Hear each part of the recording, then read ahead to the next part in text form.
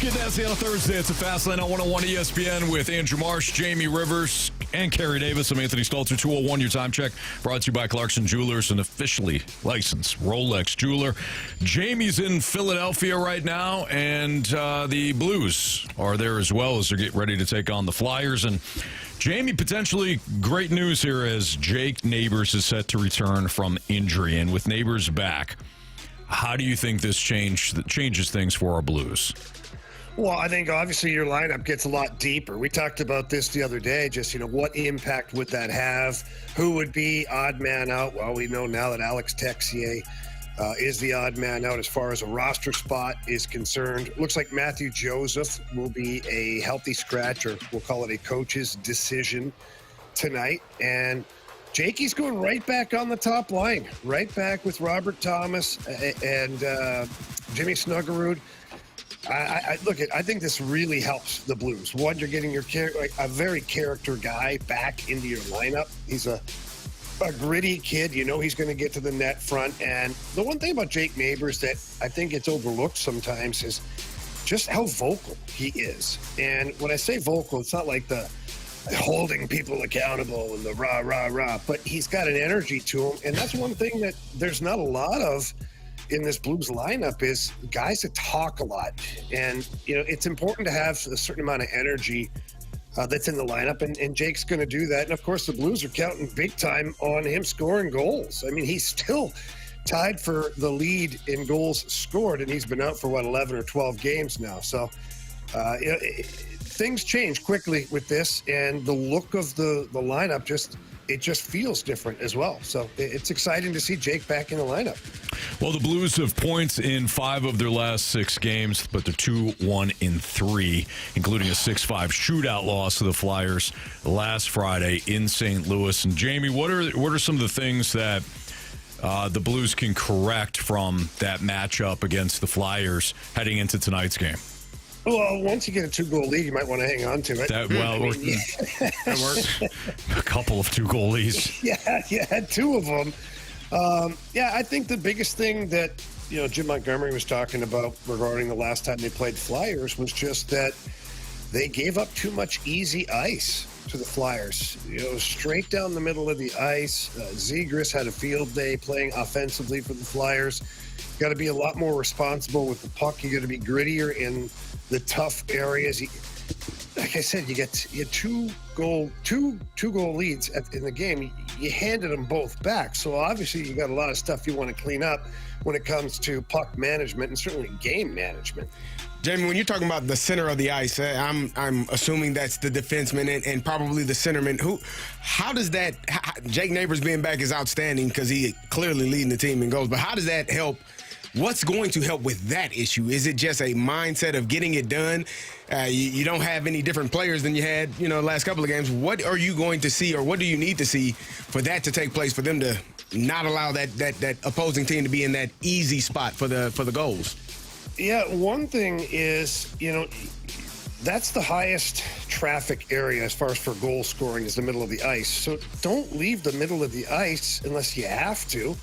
And when you do have to leave the middle of the ice, get back as fast as you can. I think that's what happened last time to the Blues. Was a couple of times they had guys, outside the middle of the ice checking, doing their job defensively, but nobody else covered up the middle of the ice, or they got outside to check or make a play and then just kind of took their time getting back to the middle of the ice. So it takes all 5 guys to crowd the middle of the ice and make it difficult. If you look at the guys like Trevor Zegras for the Flyers, he's a hell of a player, but he's not the grittiest guy in the world. It's not like he's going to plow over 2 or 3 guys to get to the net front to score a goal. No, he's going to find the easy ice out there, which is what you give him. And if you give him the middle of the ice available, he's going to hurt you. So it's a whole 5-man unit that's got to be a lot more aware of what's going on in the middle. Jamie, I'm just writing in my notes here. So if there's a one player on the wall, don't send 3 to him, and leave the other 2 So I'm going to write that down and make sure that I have that in my notes going forward. Because if you put 3 guys on one, then you got 2 guys right in front of the net, and one of them could score. Okay, well, it's fine. Just make sure. You should be able to get the puck though. Yeah, you should. 3 on 1. You should be able to get the puck. 3 on 1. In theory, Marsh. In theory, making sure what I you got want that to do, right. 2 guys, is you want to make sure that if you have 3 guys in that area, you want to make sure the one guy who's not in the battle gets down below the goal line. I thought that was good too. Leave the middle of the ice completely wide open. But honestly, we're being snarky as hell right now, and I kind of appreciate it. I miss you, crayon eaters. That's staying above the puck, right? Now you're close. Now you're 6 feet under the puck at that point. But how sick was that damn goal that it was beautiful. William Nylander? I mean, in full speed, in motion, does the old backhand toe drag around Binnings. I'm like, oh my God. Like, the coverage was bad, don't get me wrong. But the execution of that goal, I mean, I threw up in my mouth just a little bit just because it was such a work of art. Sometimes when I'm watching the game, I'll get home and I'll make some food and I'll sit down. I'm just kind of watching the whole thing play out. But in tonight's game, when I go to watch the game, Jamie, if there's a hero cam that's following a certain player, or if there's something that fans should really keep an eye out for tonight that maybe they just haven't in the past, what would that one thing be? Well, quite honestly, I think that they should be paying attention to the pregame, intermission, and postgame specifically. And you're right, Marshy. I wish there was a hero cam available for the press box. Okay, hang on a second. Can we talk about Marshy's look today for a second? Looks good. No, he looks fantastic, but I feel like he's ready for the ski lodge. Like he should have a hot cocoa in one hand, or like a Bailey's Irish cream going, while discussing the tough moguls on the Black Diamond. He kind of looks like Randy Quaid from Christmas Vacation on Christmas night, or That Christmas sure Eve. is swell, Clark. Yeah, all he needs is the moose shot glass with the eggnog. Like, that's kind of what I'm picturing right now here with Marshy. I like my You style look great, today. Marshy. It looks good. You look great, buddy. I'm just jealous that you have that beautifully coaffed hair. Oh, thank you. do. Thank you. You're always styling and profiling. Jamie, I had mentioned this yesterday, and obviously you played the game at the highest level. You got the eye for it. It does feel like, you talked about defending the middle of the ice. It also feels like when the Blues have the puck, when they enter the zone, there's not a ton of options for whoever enters the zone. I'm not talking about when, the puck gets dumped in and you got to battle on the boards. I'm talking about when you enter the zone. It doesn't feel like there's a lot of options for Blues players. Conversely, I feel like there's all sorts of options for the opponents, especially on the backside. And we saw 2 of the 3 goals scored on the weak side in Toronto the other night, including the game winner. Yeah, those were coverage issues. The first one, I hate to pile on right now, our good buddy Pavel Buchnevich. It's no secret he's having a rough start to the season here. But on that one goal, he's puck staring. His eyeballs are fixated on the puck. The guy comes on the weak side, unattended to. The pass goes through and the guy scores. And then, unfortunately in overtime, I'm not going to blame Booch on that one, but he's one of the 2 guys that's in the mix where Dylan Holloway clearly should have been in the middle of the ice. And just to explain that for a second is, Dylan as a young player, he was down low expecting 2 of his guys to outmuscle or outwork Tavares to put the puck down low so he could get it.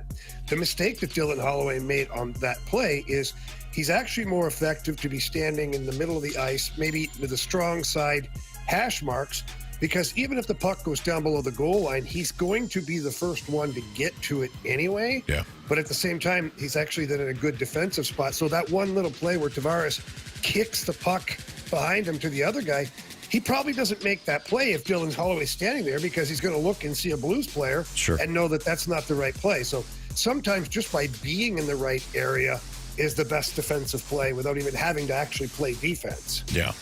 And is there a reason why Holloway was there? I mean, like you're saying, even if it gets kicked back, Yeah. He's in a perfect spot. Even if he gets kicked to where he was eventually standing, I mean, he can get to that puck and even go around the net and make a play with it.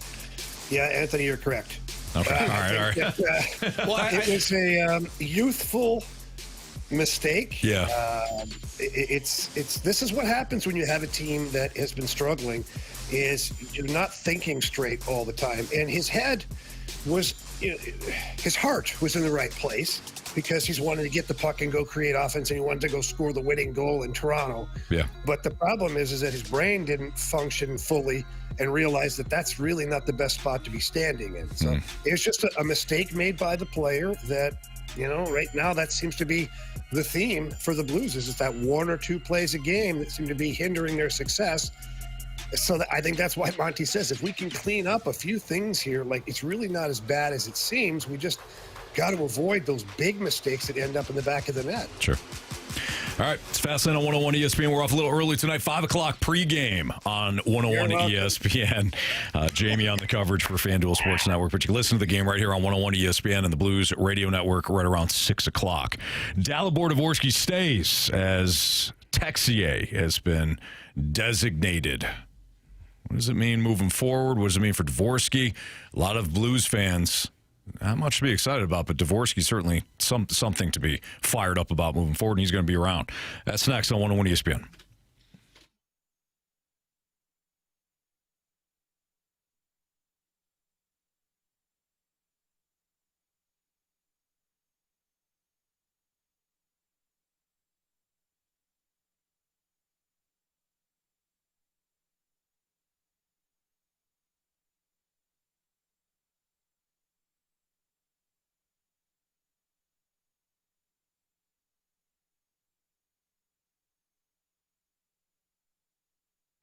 Missouri, the wait is almost over. FanDuel, America's #1 sportsbook, is going live on December 1st, but you don't have to wait until then to sign up, because when you join today, you get an early sign-up bonus. That's right, join today, and you can get started with $400 in bonus bets when you make your first $5 bet. From live betting to same-game parlays, FanDuel is the best place to bet on all your favorite teams, sports, and players. And starting December 1st, you can get in on the action right here in Missouri. Just visit FanDuel.com/Missouri to learn more. That's FanDuel.com/Missouri to join today. Play your game with FanDuel, America's #1 sportsbook. 21 plus and present in Missouri. Gambling problem? Call 1-800-GAMBLER. Early sign-up $100 offer. Bonus bets expire 30 days after FanDuel accepts its first real money sports wager in Missouri. Unique user identity verification required. Post-launch $300 offer. First online real money wager, $5 first deposit required. Bonus bets expire 7 days after receipt. Restrictions apply. See terms for both offers at sportsbook.fanduel.com.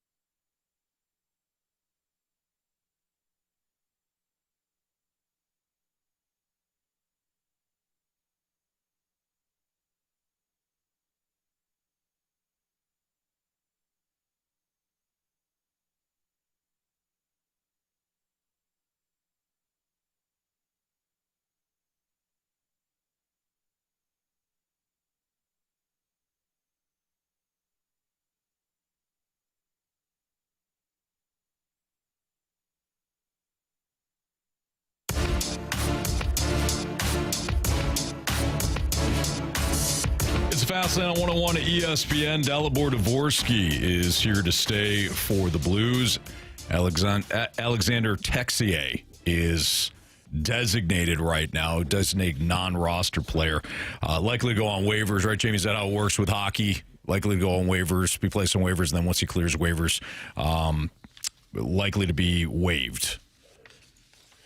Yeah, so I think the way it had to be worded / processed today to activate Jake Neighbours, because you're going to need that roster spot, is they had to non-roster designate Alex Texier, and then I believe he probably hit waivers later on in the day at some point. You'll have 48 hours now to be on waivers where someone can trade for him, or someone can orchestrate, whether someone can pick him up in 48 hours, or in the meantime, maybe orchestrate a trade for Alex Texier if there's a team that knows that he won't make it to them on waivers, but they'd like to trade for him. They can get ahead of it and try to make a trade with the Blues in order to acquire him. All right, so how does Dalibor Dvorsky stay for the long haul?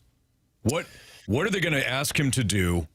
What role can he occupy? How does he stay long term? Because I know a lot of fans are fired up to watch him play for the foreseeable future. Yeah, it's fun, man. It's fun watching him play. He's maturing every single game. But his avenue to staying, his number one way to stay in the NHL, just keep firing that one-timer on the power play.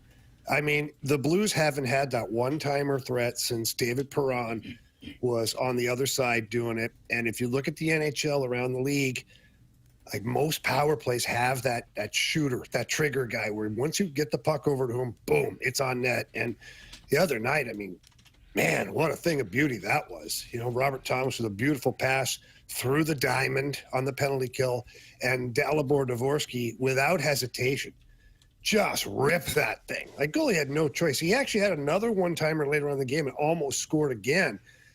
Yeah, so I love what he's been able to bring to the table as far as contributing that way. He's getting stronger and stronger every game defensively. In the face-off dot, I believe he's just slightly over 50%, which is amazing. And for a young guy, usually they're in the low 40s to maybe mid 40% while they learn how to take face-offs in the NHL against experienced players.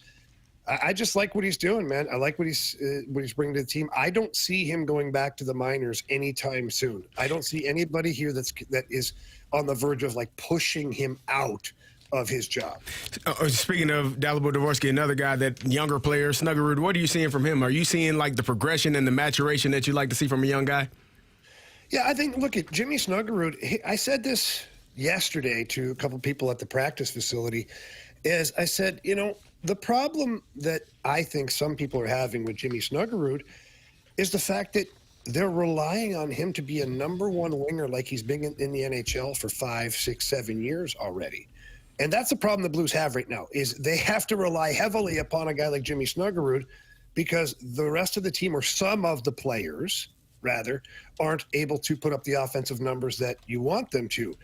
Jimmy Snuggerud, every game is a new learning curve for him. Every building he goes into, for the most part, he hasn't played there yet, doesn't know, what it looks like. Some of the teams he hasn't even played yet in his career. So I like what I'm seeing out of Jimmy Snuggerud, and the number one thing that I see out of him is the fact that he thinks so fast out there. The biggest problem young players have when they skip up to the NHL, whether it's a defenseman or a forward, is they're still thinking the game at an American Hockey League level or junior or college or whatever it is. And the NHL game is just faster. Guys, somebody's open, then they're covered.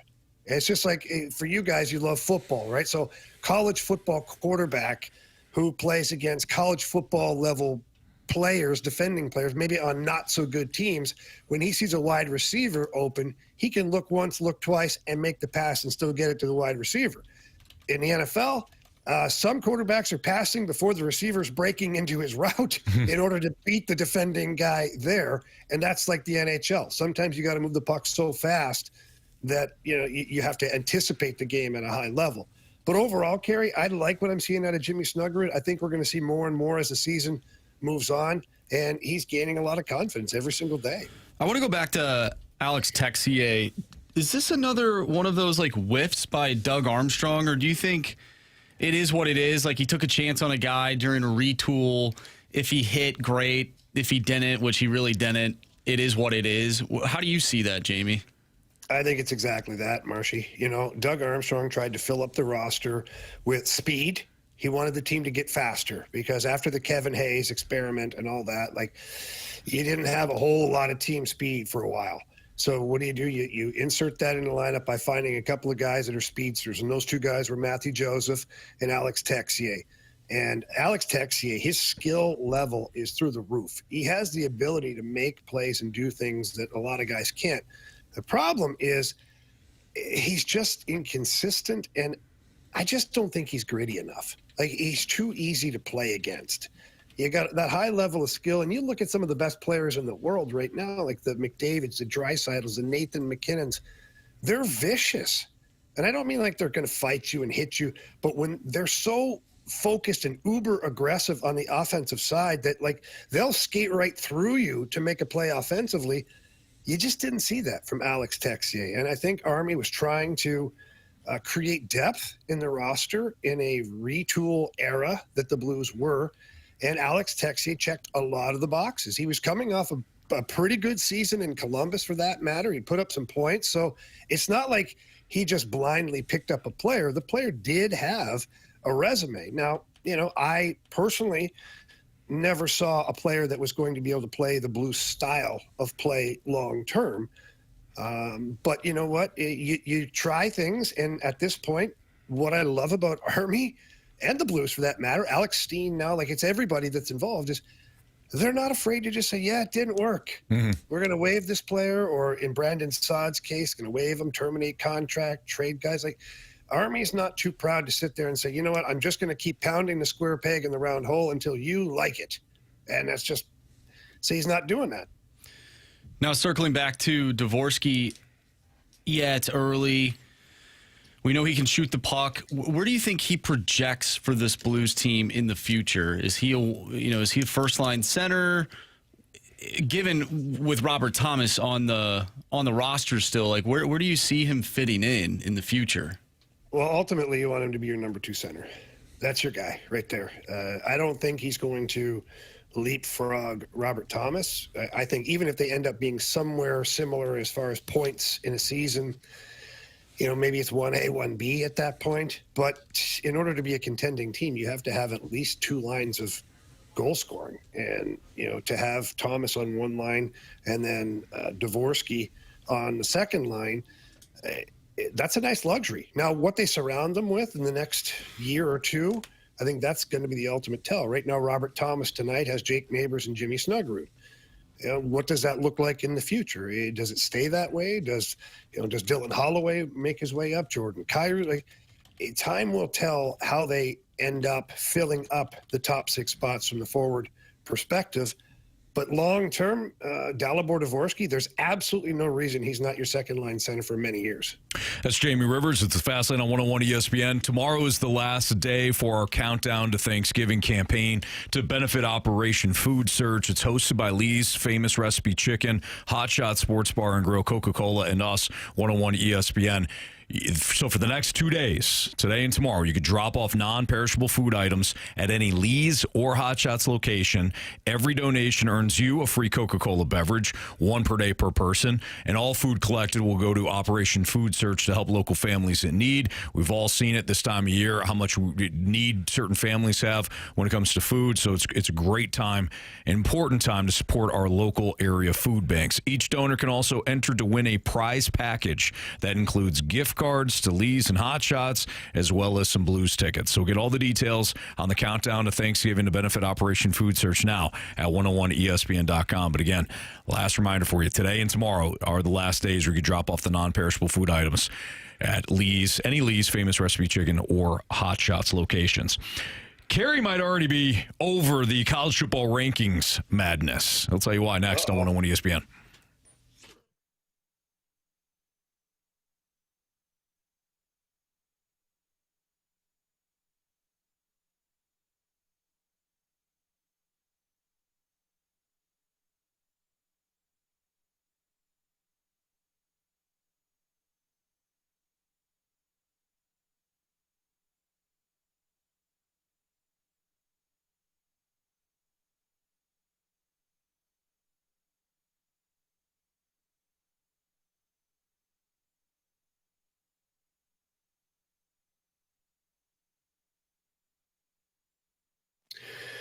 All right, St. Louis, if you're looking to sell your home, let me give you a little advice. Don't just trust the sale of your home with any random realtor. You need to go with someone who understands the market in St. Louis and understands that each area of St. Louis has a different price range. That person is Gloria Liu with Your Home Sold Guaranteed Realty. She's been in the business for over 20 years in the St. Louis area, and quite honestly, she's just the best. You sit down with Gloria Liu. She's going to talk about your home. She's going to show you some of the comparable homes in your area. She might even suggest a few upgrades to your home in order to help it sell as fast as possible. And then once she lists your home for that price, you're going to sell quickly for maximum amount of money, and she's going to get you to the closing table really, really fast.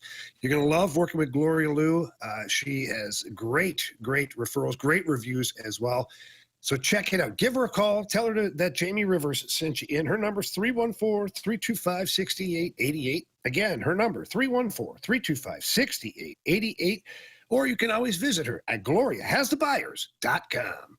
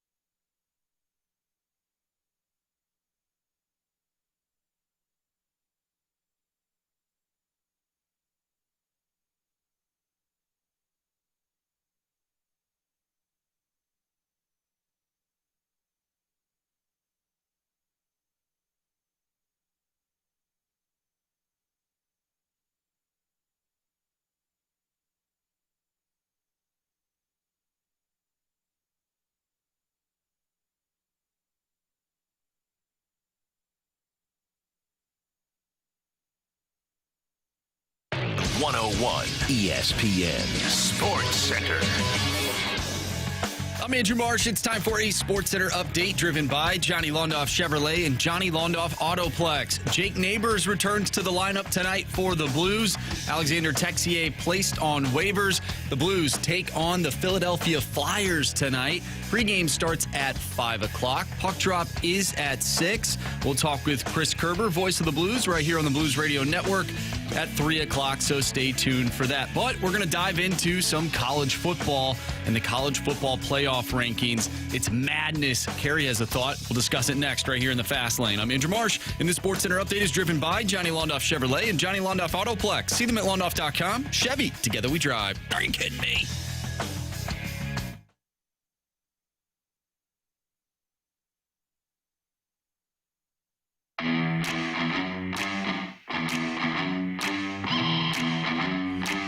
As Marsh just mentioned in the SportsCenter update, Carey Davis might already be bothered with some of the college football madness. We saw the new rankings come out on Tuesday night, and it's going to be another fun weekend in college football, although not a lot of marquee matchups. You got USC and Oregon. You do have some smaller matchups that matter, like Pittsburgh and Georgia Tech. And when I mean small, I just mean in the grand scheme of things. Well, that's a huge game. Mizzou play Oklahoma? Mizzou is also playing Oklahoma, which is an excellent matchup. Yep. But other than that, there's not. That's a massive game. Okay. I don't know what the hell's wrong with you. Yeah, there's 2.5. There's 2.5 big games this weekend. Yeah. Carey, why are you already over potentially the madness of the rankings? Well, I don't know if I'm over it. I have questions, right? I know the old saying, it'll sort itself out. We'll all figure it out. It'll all come together in the end. Yeah, maybe not. Maybe we still have a bleep show towards the end, and we don't know who is who and what is what. Mm-hmm. And so I'm going through this, and I'm trying to figure out, like, Miami, right? They are, the number 11 seed, I believe, right now. Mm-hmm. But they're not even in position to play in the ACC championship game. No, sir. So the ACC champion is the one that actually is going to hold that spot. Mm-hmm. So why is not one of those teams that are predicted to play in the ACC championship game? Why aren't they in that spot? Yeah, my next question. Can we answer? It's rhetorical. No, but go ahead. Sure. Well, so I was actually having this discussion last night. I was with my roommate. We're watching Bussin' with the Boys, and they had Josh Pate on their show, and they were discussing college football. And so we had this conversation because he's a Miami fan, and I was asking him why is Miami in this spot? And to me, he just said, there's simply a placeholder. Yeah, but that's ridiculous. I'm not disagreeing because with as that. Of right now, because what you're doing, I mean, you're giving an entire fan base false sense of hope. You're telling them, you're here. No, I think they know exactly where they're at. There's a kid in Miami right now, 7 years old, who's looking at these rankings and saying, "Mommy, look, we're going to be in the college football playoffs," and then it's going to be he's going to be snatched right from up under him, and he's going to fall out crying. He's like, "What? They didn't lose any games, Mom." And Carey, who's to blame there then if the kid is the college football committee? What are you talking about? Parents. Yeah, come on. For explaining. Always. There is a chance that Miami still grabs an at-large bid. Is there still a chance? No, I don't think so. My next gripe. They're not going to get in. Are we really to believe in real life? Are we really to believe that a group of 5 is deserving of a spot in this college football playoffs? No. Or is this participation trophy moment? This season, it's a participation trophy. Because we've had 3 different teams in the last 3 weeks. Each one of them lost. Memphis, South Florida. I don't know. And why is that? I don't know. Because they ain't good. Yeah. Tulane is up this week. Maybe it's your turn to go down. I don't feel like you have to give people participation trophies just because we said we were going to do it, you deserve it. No, you don't. Mm-hmm. And so, and I get it. That's probably unfair in their thoughts, unless Tulane goes and wins a damn national championship, then I will shut my mouth. Not going to happen. They do. There you go. Okay. I hope they do. Not gonna happen. Take the field. Agreed. They got one of the coolest logos in college sports. The Green Wave? Yes. That's about all. That's good. Did you want to answer that, or can I go on to my next gripe? Let's just say with the group of 5, then, because that's my thought. No, you're absolutely right, Carey. There's zero pushback. There's no group of 5 program this season that deserves to be in the college football playoff. Period. Agreed. End of story. I think they should be. I think the college football committee should be allowed to tweak, though. We already saw it last year where they handed out opportunities to be, a first-round bye like Boise State, and they didn't really deserve it. Mm-hmm. So they tweaked it. And they just said, hey, top four teams, those are the teams that are going to get the bye. So they made that adjustment. Typically, you have had a group of 5 program that, at the very least, deserves to be in that top 12 to represent that group, right? This season, though, has been an utter disaster, to your point, when it comes to the group of 5. South Florida really needed to keep going. Yeah. South Florida was about the only team that was intriguing from last they beat week. Florida. They beat Florida. They beat Boise State when Boise State was ranked at the start of the year, but they lose to Navy, and all group of 5 hope kind of got lost in that loss. Agreed. So I completely agree with you, Kerry. I think that what will happen, whether it's Tulane or whoever, they'll be the last team that is the last group of 5 team that's guaranteed a spot. I think they will make tweaks. But this season, as college football fans, I do think we have to wear it. Okay. Final gripe that I have. If losses matter and quality wins matter, what is the case for Notre Dame even being in this field? Because they have 2 losses. Thank you. And they don't have a quality, air quote, win. Who have they beaten of note? Other than if they USC. were... Y'all told me USC is terrible or not good enough. Nobody said that. Nobody believes USC. I said that. Oh, okay. I know. I don't think they're as good as the record shows. Okay, I didn't stand think I made corrected. it up. Marsh said that. Right. They beat USC and they beat Pitt. Both teams were ranked. Okay. That is their quality Who'd they wins. lose to? Miami was ranked 19th, and Texas A&M, who obviously is a juggernaut, and they lost them by 1 because the kid couldn't hold the extra point. That's a bad hold. Yep. Win. Things happen. I don't even know if it was a win. They probably win. No, because they scored 80 points combined, 81 points combined. So, but what's their case? Like, what? Who can you say? I mean, you've been on Alabama's heels for pretty much all season and saying they're the best team in terms of quality victories. Mm-hmm. Even the losses that they have been quality losses, other than Florida State. How do you put Notre Dame over an Alabama team? I wouldn't. I agree with you. What are we doing? I don't know. How do we come to this answer? I don't know how an Alabama team that has beaten number 5 Georgia on the road, number 16 Vanderbilt, number 14 Missouri on the road, number 11 Tennessee, a massive rival game against LSU. I don't care that LSU has been another down year. They handle business. They outgained Oklahoma last week. Now, a loss is a loss, okay? But if you really want to kind of dive into it, they outgained Oklahoma 406 to 212. The problem was they turned the ball over 3 times. That's why they lost the football game. Otherwise, I agree with you, Kerry, that Alabama should be ranked ahead of Notre Dame. The committee, at least in my opinion, it shows that they value a loss early in the season less than those losses early in the season. It doesn't matter. So if you're going to lose throughout the year, lose early in the year. Yeah, and that's a shame too, because I don't like why. But that's kind of what they're telling us. You're right. Why does that matter? But you can pick right. You could. Yeah, I agree with you, Kerry. You could pick up wins against teams. Look at Penn State. Penn State fell apart. Yeah. So anybody that played Penn State after Oregon picked up wins against a really fraudulent team. So you're saying the wins in the back half of the season matter more? Not necessarily. Teams get banged up. You lose your quarterback. You fire your coach. So I'm with you. It's an imperfect system, 100%. Now, who would you guys have instead of Notre Dame? So if we want to play this game, in the college football rankings? Yes, because that's the other thing. If you want to take Notre Dame out, fine. But who are you going to put in? And Jamie, please participate, because I know you've been Miami. They beat them. But you really Miami beat Notre Dame. Okay, but they lose to Louisville and they lose to SMU, 2 unranked teams. Okay, so losses matter. So who you lose to? Yeah, if we're comparing Notre Dame and Miami, so who you lose to matters. If you're comparing them, the best comparison is head-to-head. They beat them. I can give you a team. But you know why what the hell matters anymore? You know why it doesn't matter, Jamie? Because it was early in the season. Doesn't matter. You guys like losses and against good teams. I got a team that lost to the number 1 and 2 team in the country.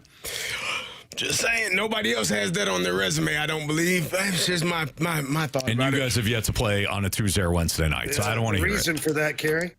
Jamie, I don't know what you mean. You know?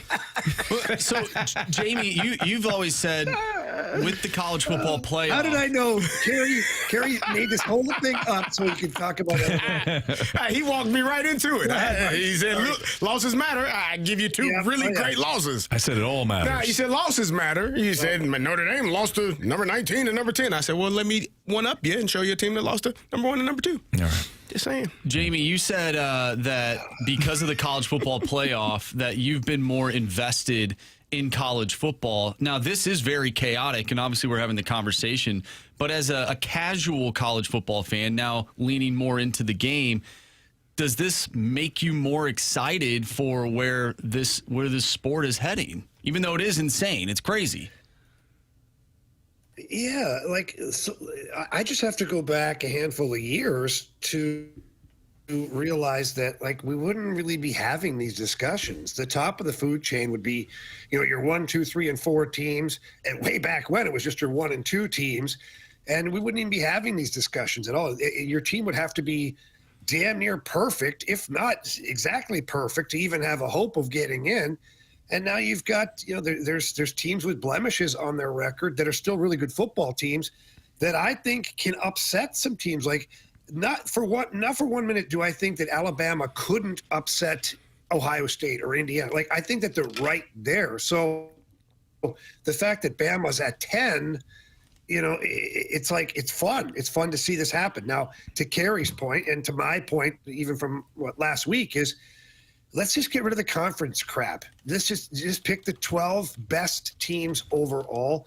And I don't think, Carey, to your frustration, I just don't think there's a perfect recipe in order to determine, the bottom couple of teams that are down there, because each and every time you're going to have someone's loss is worse than the other guy's loss, or someone has a little bit better win on their resume. So I guess it's the ugliness and the beauty of having this format is that every single year we're going to be able to have debate when it comes to the playoffs. And it's always going to be the last, 2 to 3 teams.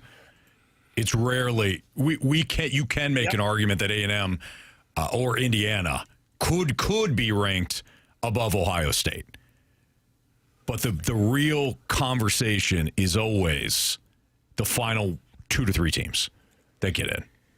I'm the more I dive into this and think about it, I think I think FBS should go to the model of FCS. FCS has had a playoffs for as long as I can remember, 24 teams. Mm-hmm. You get I think each conference, the automatic bid is the conference winners. Let's do that. Let's go that route. If you're going to do it, you have proof that it works. It has worked well for the FCS for a really long time. Go that route. Just do 24 teams. Now we don't have to worry about, Miami's on the bracket here, but really, folks, they ain't going to be in. That's ridiculous. So get the top 24 teams. You can use the exact blueprint that the FCS has used for a number of years, and it works for them. Mm-hmm. So figure it out. Use that blueprint. And if you end up playing 16 games because you're a national champion, so be it. You got guys that are going to be playing 17 games the following year. Mm-hmm. It is what it is. It used to be, you would play 11, 12 games as a collegiate athlete. Times have changed. You're getting paid money. You're getting paid a lot of money. 16 games if you win. If that's the number that it ends up being, so be it. Just go that route, because the route that it's going, it is more, and I get it. We are further away from the bowl championship series, from computers picking the top teams in the country, and from a 4-team bracket. Now we're at 12, and we're always gonna want more. But 24 has worked for FCS. Do it. Make it happen. That's Carey Davis. It's Fastlane on 101 ESPN. Do the Blues have their identity line back? Plus, we'll light the lamp ahead of tonight's Blues and Flyers game next on 101 ESPN.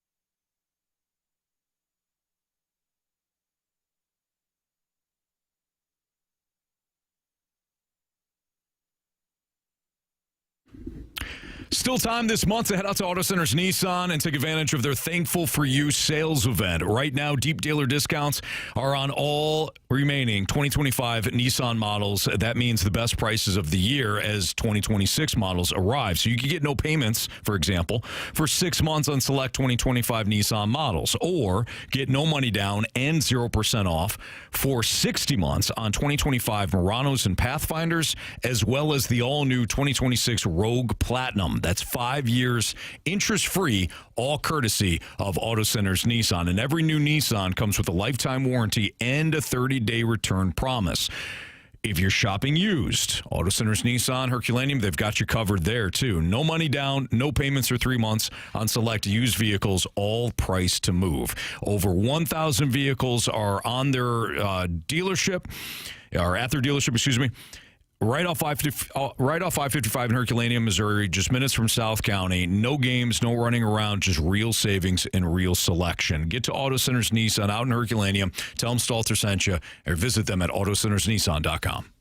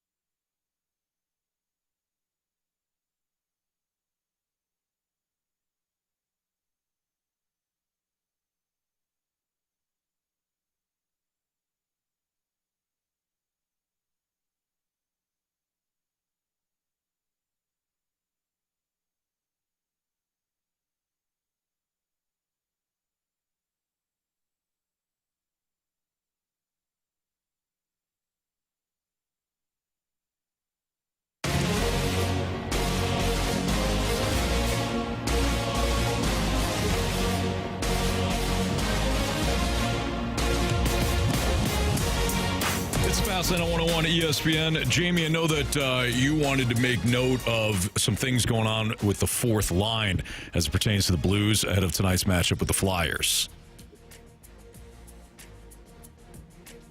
You got us, Jamie? Sorry, Anthony. Yes, I was not paying attention. It's always good to be honest. Take two. It's Fastlane on 101 ESPN. Go ahead. Jamie, I know that you wanted to make note of some things going on with the fourth line for the Blues as it pertains to tonight's matchup against the Flyers. Yeah, it looks more and more like the Blues have found that identity line that they've been craving for quite a while here since the beginning of the season. Obviously, losing Radek Fox, who was the centerman on that line last year, and that line was really effective. We know it was. We praised them, especially down the stretch and in the playoffs, how well they played. But, Oscar Sundqvist, who we thought would probably be the replacement for Radek Fox on that line, who we know can do that job, has been in there now. And so in the last 4 games, the fourth line has played over 32 minutes together. They've got 2 goals, both from Nathan Walker, 4 assists, 3 of those by Oscar Sundqvist, 38 hits, 20 by Walker, and 9 by both Sonny and Torpo.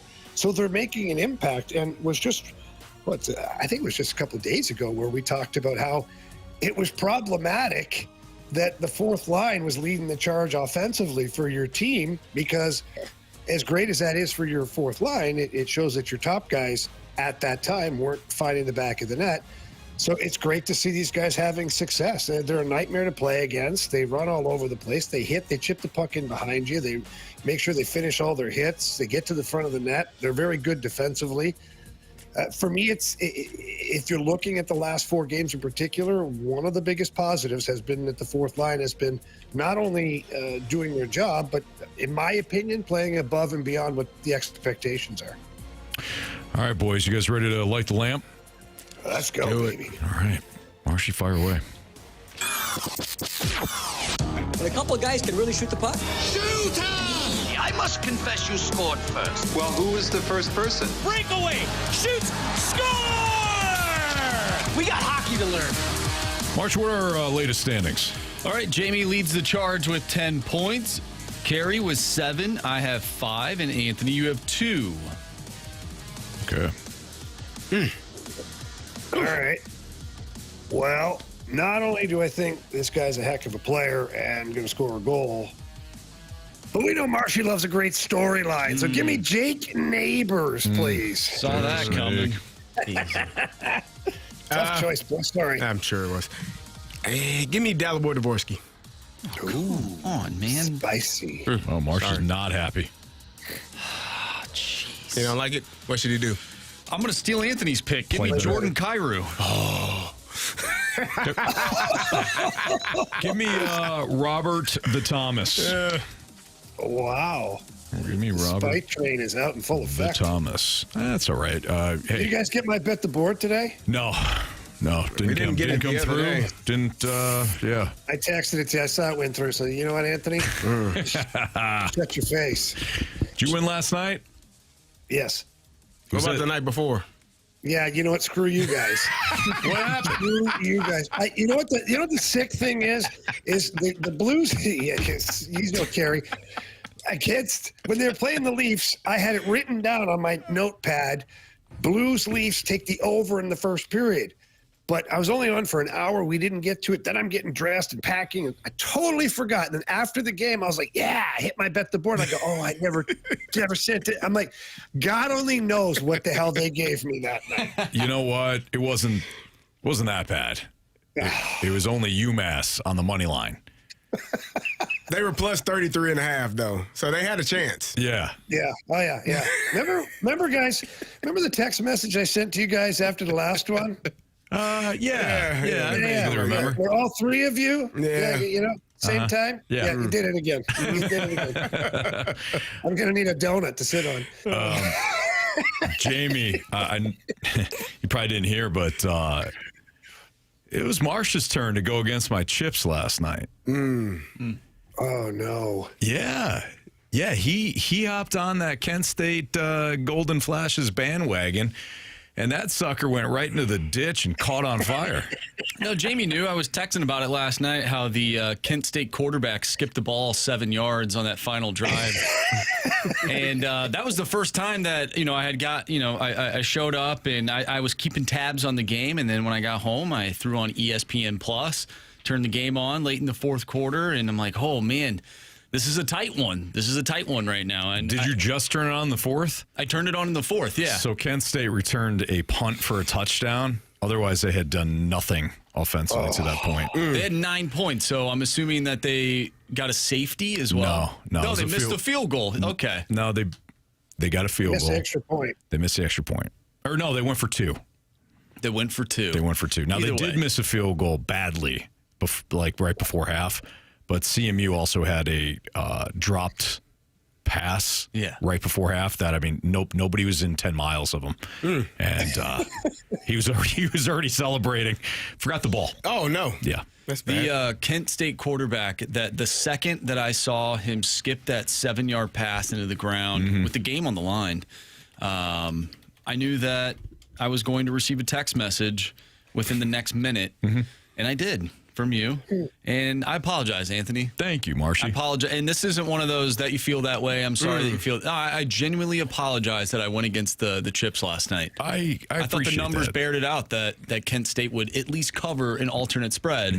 In fact, they didn't, and their quarterback is not good. Hey, speaking of skipping passes, Anthony Kirko Chains back in the lineup. Hey, baby, he's got to be excited. He's looking Boy, forward to it. if you mean that I'm excited to watch Kirk Cousins play, and you're absolutely wrong. Yeah, let's go, baby. Yeah, it's disgusting. You're not happy? No, Not at all. No. I know. It's okay. He hated his team with Penix in the lineup. Imagine how he feels now. Oh, man. But guess what? Here's the bad thing, Jamie. The Chiefs are 5-5. He might not have a team to cheer for in January. Oh, how would much you do fun that would to that be if Anthony's not allowed to cheer for anybody? Chris Kerber will join us next in the Fast Lane on 101 ESPN.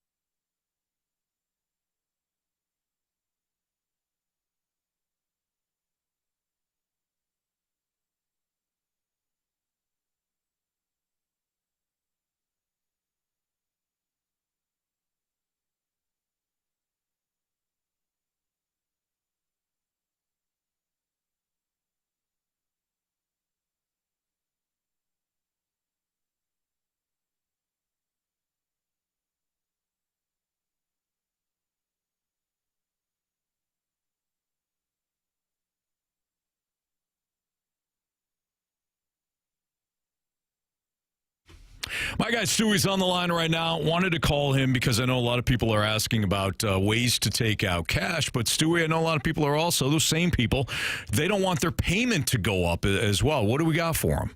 Anthony, we just refinanced a VA listener, great guy. He originally got a conventional loan. Rate he has is close to 7%. And he says, I got to take some cash out. My wife wants a new kitchen. I need a new car. I don't know what to do because I can't really afford a higher payment. Well, VA rates are a lot lower than conventional rates. We refinanced them, gave him $82,000 in cash, and the payment went down $12. So this is a great opportunity for veterans. You can do it. Get the cash out you need. You can go up to 100% of the value of the property. There's no PMI.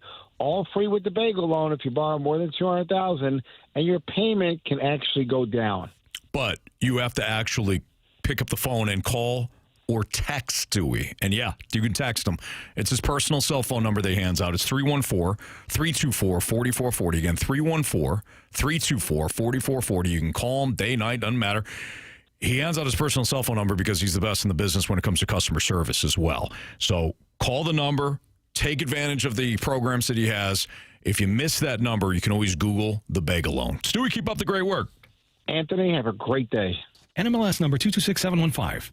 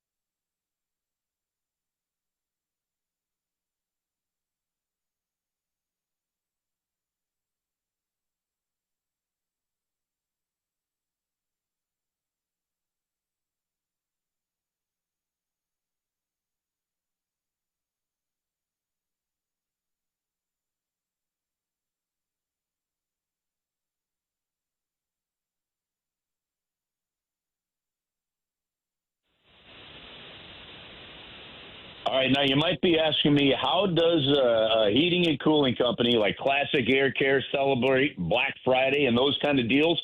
Well, how about this one? It's Classic Air Care's 3-week Black Friday sale. So now through December 5th, you actually get a free water heater if you're doing an HVAC system install. So if you've been in the market and you've been calling around, you've been getting some prices, and you know you're going to replace your furnace, your HVAC system, all Classic Air Care, because now through the December 5th, they're giving you a free water heater if you do the install with them. And by the way, they're also big in the community. I tell you, this is why I love promoting local companies, right? Not only do they have 100 trucks on the road, not only do they have great service that we talk about all the time with that 4.8 Google rating, but right now, they're partnering with St. Louis Food Bank and running a food drive this month. They're accepting donations at their 3 main locations in Olivet, Afton, and O'Fallon. The technicians are also accepting donations, and they've got a virtual food drive as well. You can get all that information at classicaircare.com. They're matching a donation of 10,000 meals. How important is that, and how great is that? That's why you use local companies like Classic Air Care, because they keep the money here and they take care of our community with us. Classic Air Care, log online at classicaircare.com. They've been making people comfortable since 1926.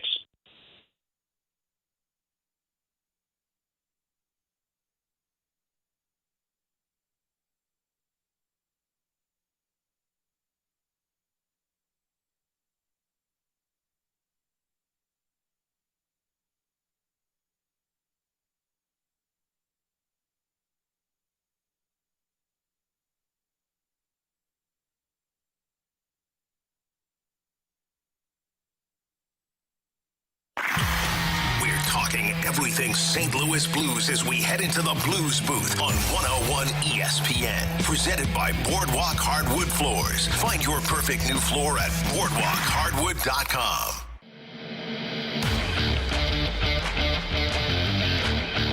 It's Fastlane on 101 ESPN with Andrew Marsh, Carey Davis. I'm Anthony Stalter. 3:05, your time check brought to you by Clarkson Jewelers, an officially licensed Rolex jeweler. Let's head to the Collier and Thompson phone line.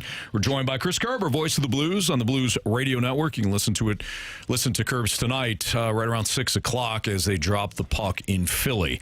Kerbs, let's keep things positive here. We know the Blues have been struggling, but have you seen signs that the Blues will start to turn things around? Yeah, I you know what I've seen. I don't know about the turnaround part of it. I mean, you hope that happens, but very simply, Anthony, you look at the fact that they picked up points in 7 of their last 10 games, and a bounce here and there, some overtime luck, a little overtime grit, maybe, and things will look a little bit different. So, you look at the standings, you look at where they're at, you find yourself 5, 6, 7 points out, somewhere right in there, and you just need to start stringing some wins together. This is a team that obviously winning has been a problem. They haven't won 2 games in a row since game 2 and 3 of the regular season. But there's a big boost coming back tonight with Jake Neighbours returning, and you can kind of feel that energy this morning with that young man walking around. Yeah, Kerbs, that's exactly where I was going. Obviously, you understand what he's done in scoring the goal, scoring the puck and scoring goals. What other impact does Jake Neighbours have on this lineup? Is it just having a player of his magnitude back in the lineup that kind of give this team a shot in the arm? Well, first and foremost, I think that is their, Carey, but he's an energy guy. Not very often do you have a young player come in, and immediately hit it off with veterans, hit it off with young guys. Dalibor Dvorsky gets a call up, and who's the first player to text him to say, welcome back? It's Jake Neighbours, right? It's things like that. You see him bouncing around. I mean, he looked like a kid in a candy store this morning. Like he could have played, I don't know how the heck he's taking a nap today, because he looked like he was ready to play this morning. And you know what? I mean, first off, obviously, you're just putting more skill back in your lineup. That's going to help. That's going to be 15 to 18 minutes of good, hard-nosed play. And, guys, he's become a real character piece of this team. I mean, that game that he got hurt in Detroit, he blocked the shot right at the end of the period, a 98-mile-an-hour slap shot. Turns out, and Jim Montgomery said when he met the media, he says, when you play the rest of the game with a broken bone in your leg. So I wasn't even sure what the injury officially was. You knew when it was going to be about 5 weeks that something, was not right and probably broken, but can you believe that? Played the rest of the game with a broken bone in his body. And then sat out the last 12. Well, you get that kind of tenacity back in the lineup. How do you not follow that? And that to me ends up being the real question, whether it be a Braden Shen, a Tyler Tucker, somebody dropping the gloves, the 68 hits that Nathan Walker leads the team with, something like that. We need some guys to jump into the fire with some of these grit guys like that, and Jake is one of those guys that can lead them. Curbs, you mentioned Dalibor Dvorsky, and you're a fan of the New York Football Giants. You're in the process of witnessing a young quarterback develop in Jackson Dart. When we talk about Dalibor Dvorsky, how well do you think the Blues have transitioned him to the NHL? A lot of people probably wanted to see more of him last year, but I think this was the perfect time for Dvorsky to come up, and I think he's playing some really good hockey. Well, first off, I hope we have a hell of a lot more success bringing up some young kids and developing than what we've seen from the Giants recently. Right? So, let's hope like all hell that we're better than that at it. But listen, you could see when Dalibor was up here, though, when a player is thinking and not playing kind of, as the soccer community likes to say, on their front foot, right?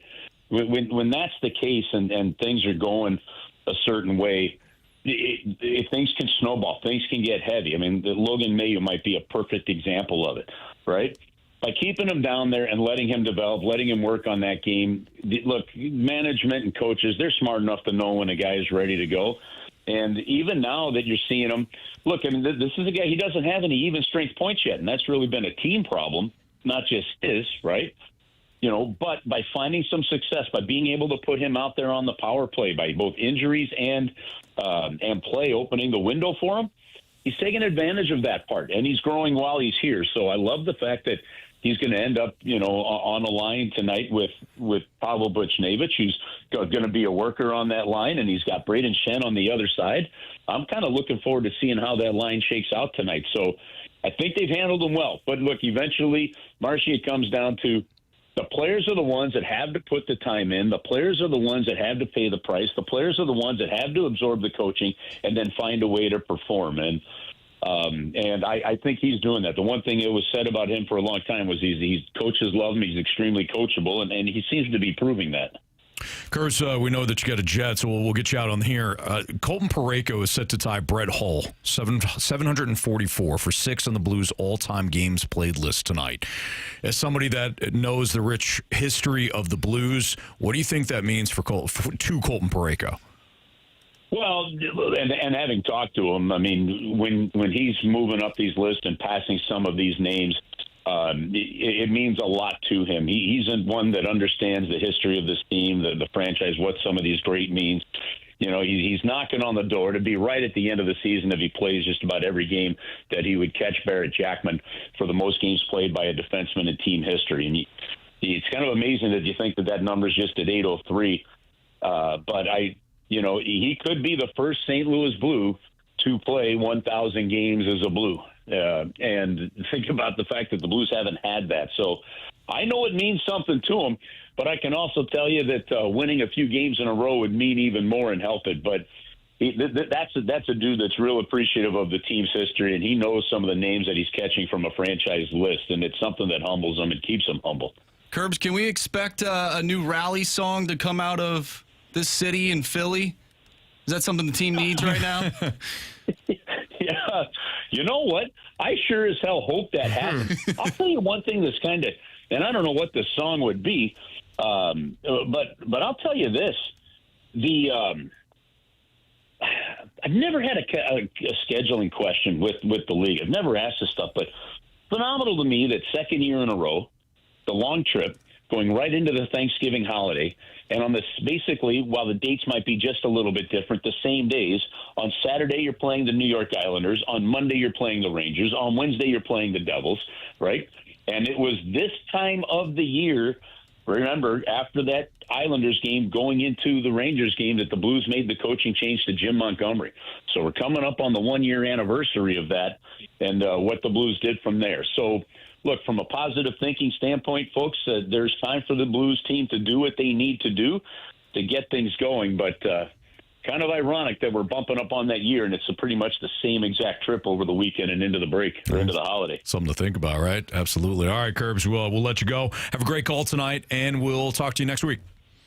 Okay, guys, have an awesome week. I appreciate you. Thanks, That's Chris Kerber here in the Fast Lane on 101 ESPN. Again, you can listen to him tonight as the Blues visit the Flyers. Puck will drop around 6 o'clock. Pregame on 101 ESPN starting at 5 o'clock. We got our Week 12 NFL Pick'em Challenge picks. We'll go through some of the big matchups and discuss which way we're leaning for Sunday's games next on 101 ESPN.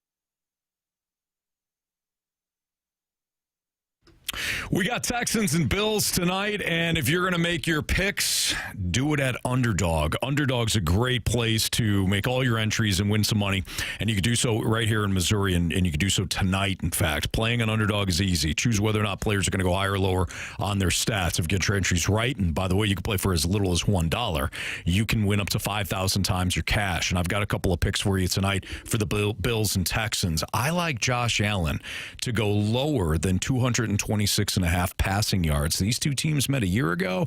Josh Allen did not post gaudy passing numbers, and we know that Houston defensively has been outstanding. So maybe Josh Allen gets it done on the ground. Maybe it's more of a James Cook game tonight. Either way, I like Josh Allen to go lower than 226.5 passing yards. The Bills give up a ton of rushing yards and a ton of rushing touchdowns. So that's why I moved Woody Marks higher than a half rushing or receiving touchdown. He gets to the end zone tonight. We'll hit that side of the pick, that leg of the pick, and then Nico Collins has returned from injury a couple of weeks ago, and even though Davis Mills is the QB for Houston, he is peppering Nico Collins. So let's go higher than 74.5 receiving yards for Nico Collins. Those are my picks for tonight. How you want to do it is up to you, but if you haven't downloaded the Underdog app, download it now. Use my promo code Anthony to score $100 in bonus entries when you play your first $5. Again, that promo code is Anthony at Underdog, where you can make plays and win money. Must be 18 or older and present in Missouri. Terms apply. See assets.underdogfantasy.com/web/play and get terms _DFS_.html for details. Concerned with your play, call 1-800-GAMBLER or visit www.nspgambling.org.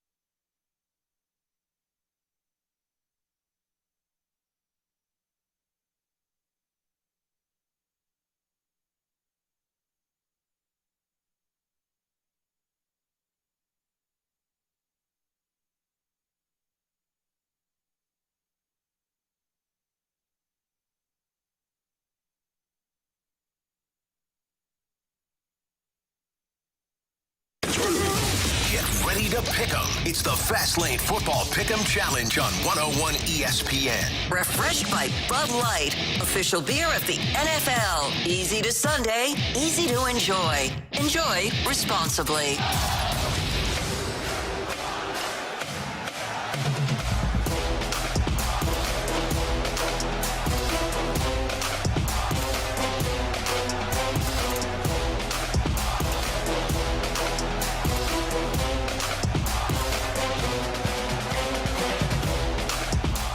Time for our... Are you proud of yourself? No, I'm not proud. I mean... I'm not proud of myself. Marshy says I may have missed my bet the board by half, and you're just smiling, just snarking at me. Just as happy as can be, aren't you? I wasn't happy. You were. You were looking through my soul, laughing at me internally. Like, yeah. I was chuckling because you thought I injured him. You injured Steph the night before? I didn't. And you tried to injure Jokic last night. Oh, man. Said be shame if, but if he does get hurt, yeah. What's worse, missing by half point or having your player be injured? Way worse than miss by half point. You were right there. He gets injured, there's nothing you can do. I did miss that. I did it wrong. It is. Oh, God. Marshy, you're the worst then. Because you knew it was half a point. Yeah, I set you up for that. He set you up. Thank you. I was okay. I thought he had 47. I was looking at turnovers, not rebounds. Mm-hmm. And here it is. He was actually at 51. Yes, sir. And Marshy was the one beaming. Thank you. And you co-signed No, I didn't co-sign anything. Yeah, all right. I just looked at you. That's all I did, man. You're guilty of a crime. No, I'm not. Yeah. He committed the crime. You sat by and watched. I was an accomplice. And didn't report it. Yeah. All right. Yeah. Anthony put the body in the trunk. Mm-hmm. Well, then I definitely was part of it. Yeah. All right. Let's do our picks. So tonight's game, Bills and Texans. I took the Bills. I'm sure you guys did as well. I doubt that we're going to have anybody on the Texans tonight. That said, I don't think this is a gimme. I for thought the about Bills. it. If the Texans could run the ball at all, bingo, I would probably go Texans. They can't score on the 1 yard line, and I've seen it for like 3 or 4 games in a row where they've gotten stopped like 3, 4, 5 times. So if they could run the ball, and the report came out that Joe Mixon is not returning at all this year, right? So they running the ball doesn't look like it's in their future at all. Mm-mm. But if they had a little bit of a semblance of a running game, I would go Texans. But I got to go Buffalo here. Kerry, get out of my head. Same thought. If I knew that the Texans could run, I would take them because Josh Allen, I mentioned this in my underdog read. Josh Allen really struggled last season when these two teams faced off each other. And Houston defensively might be even better than they were a year ago. So I could see this being a lower scoring game, one in which that the Texans will have an opportunity to control it, but not if they can't run the ball. Yeah. So I'm with the Bills. Marsh, I assume you're with the Bills too? Yeah, I'm taking the Bills. Yeah. I've seen too much from Houston to really buy into them against I know we have our question marks on the Bills, but that team's way better than the Texans, so I'm going to go with the Bills. We're at that point in the season where the good teams, I think, will start to show up and we'll see less question marks. You guys got an upset for this week? Let me rephrase. What is your biggest upset?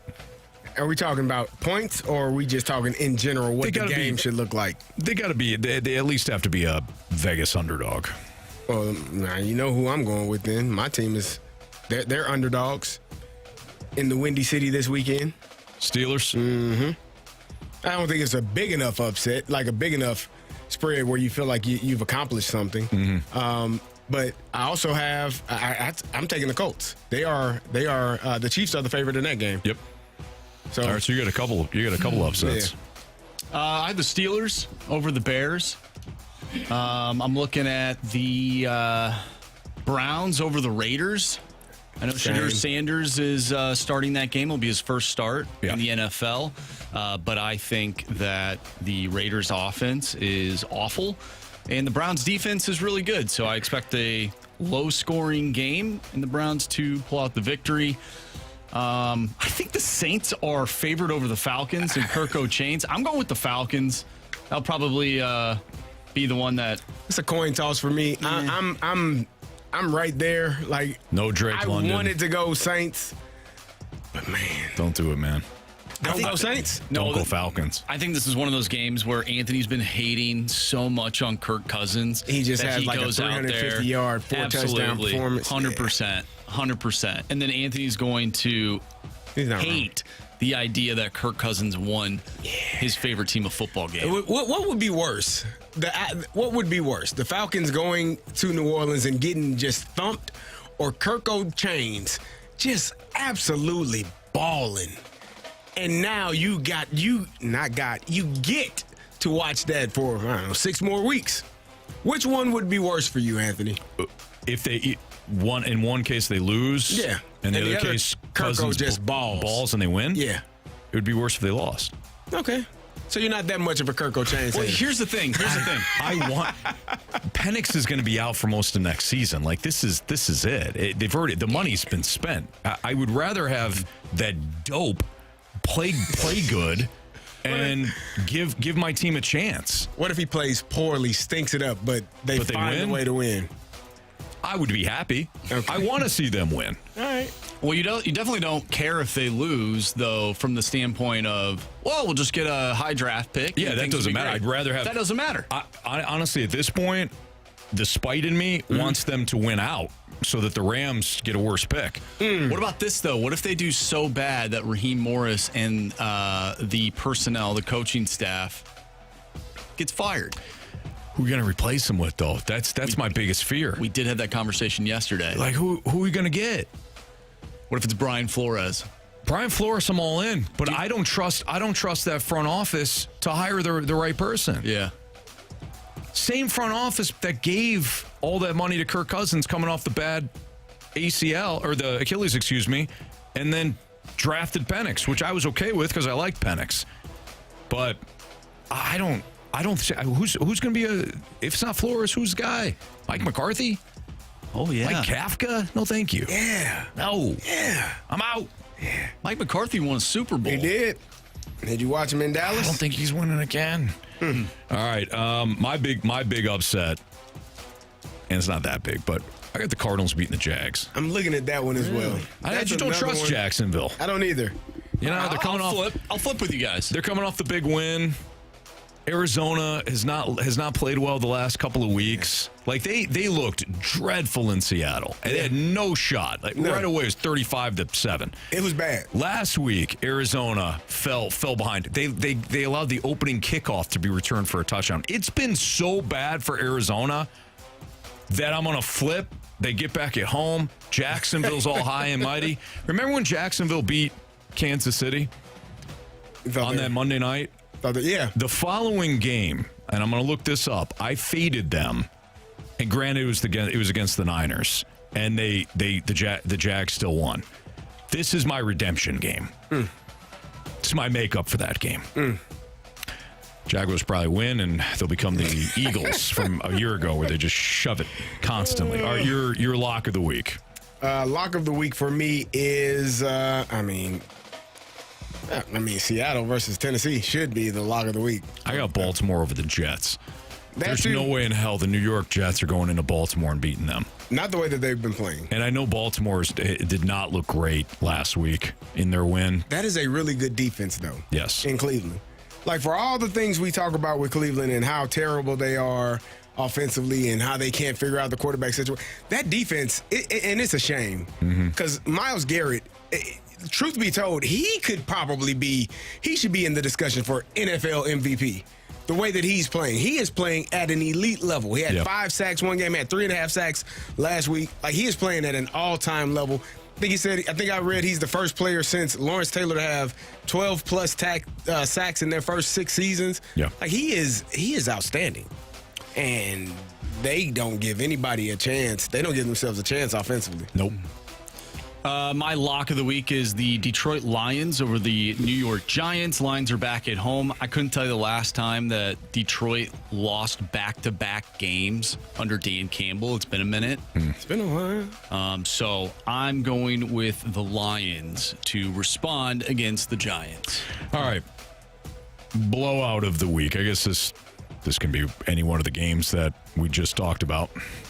I'm gonna go with your game. Well, I would go with your game. I don't know what the Jets are doing. They're starting Tyrod Taylor.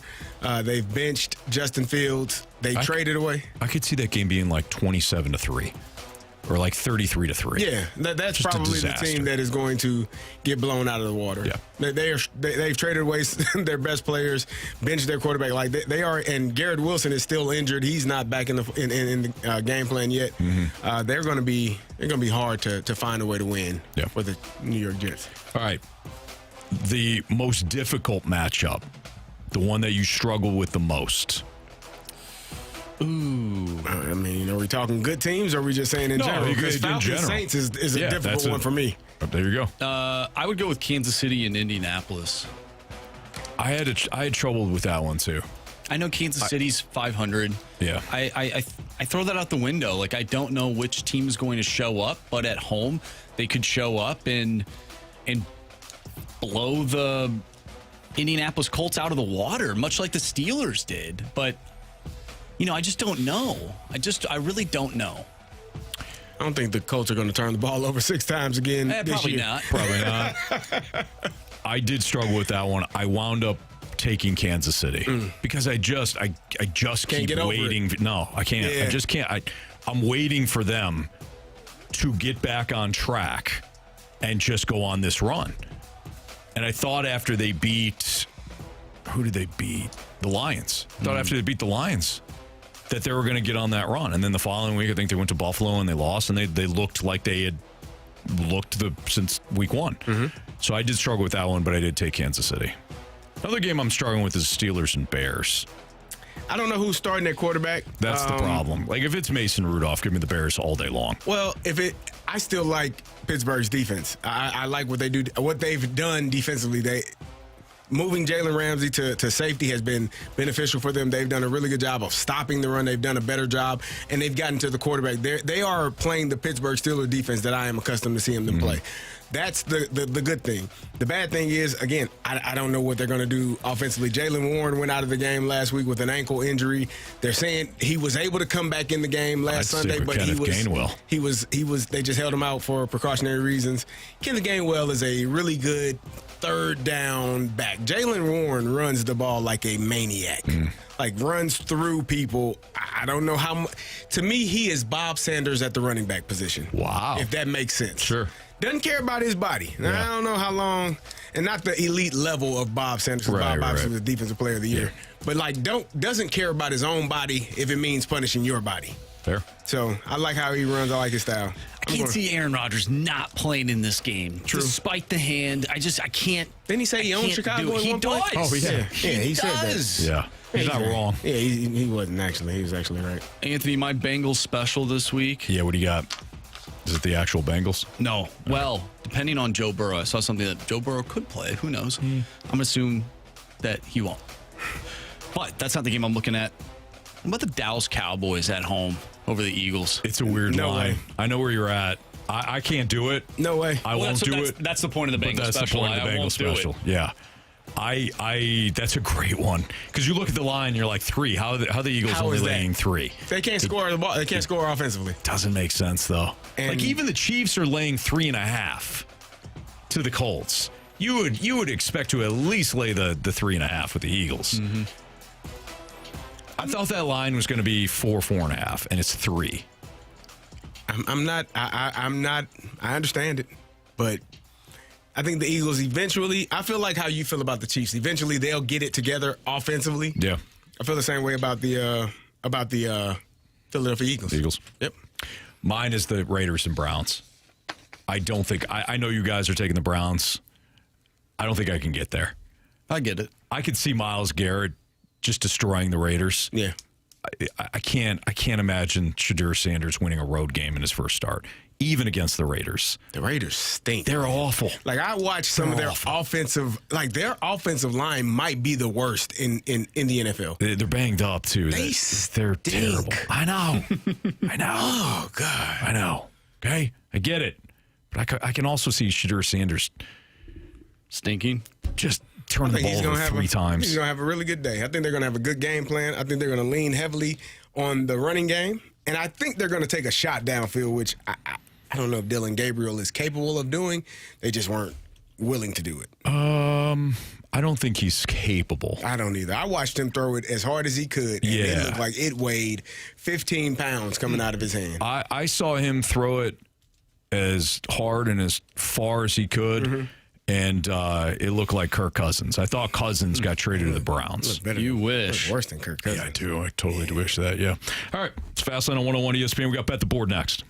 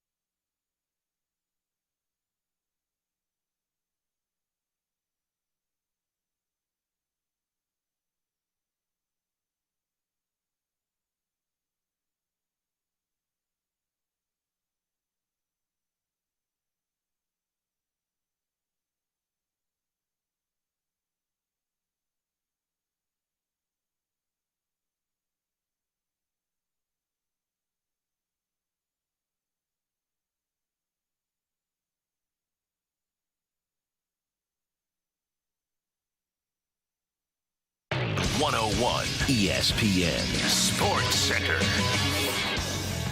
I'm Andrew Marsh. It's time for a Sports Center update brought to you by Saliga Heating and Cooling. Blues back in action tonight, taking on the Philadelphia Flyers. We have an early pregame for you starting at 5 o'clock. Puck drop is at 6.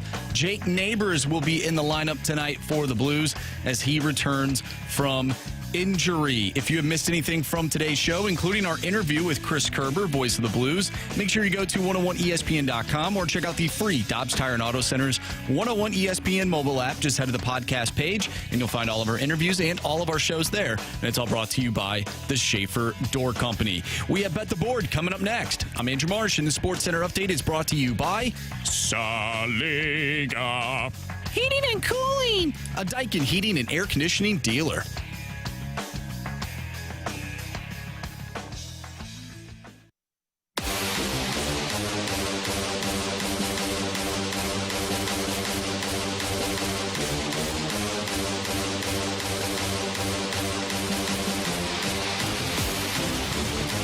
Time to play Bet the Board here in the Fast Lane on 101 ESPN with Andrew Marsh and Carey Davis. I'm Anthony Stalter. Marsh, how did we do last night?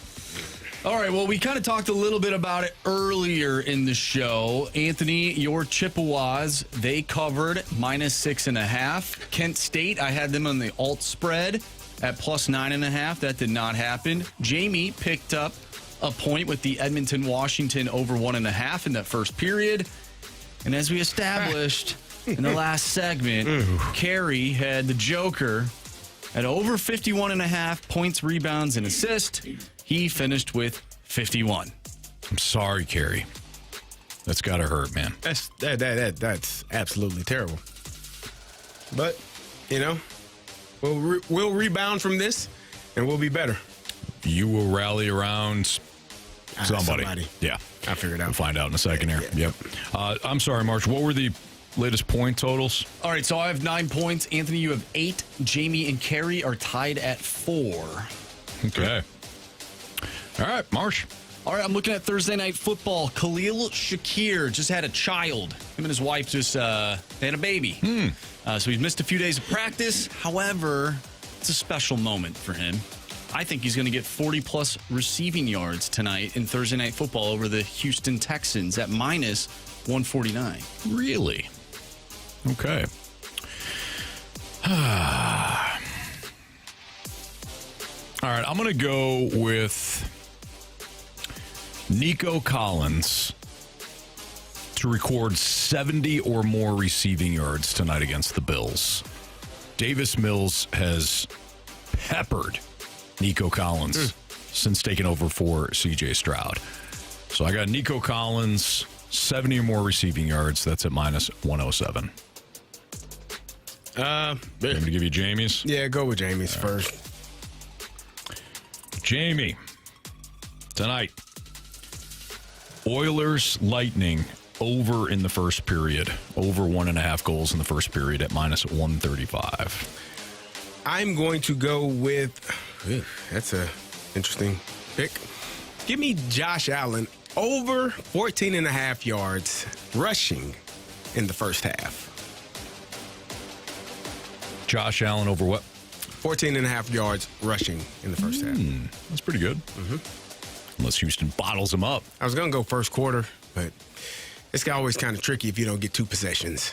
That's true. Like I did that last week and only got 1 possession in the first because they didn't get the ball first. Yeah. It makes life hard. Yeah, that's true. It makes life hard. So, first half, you get 2 or 3 possessions at least. At least. Yeah. Get a turnover maybe. Yeah.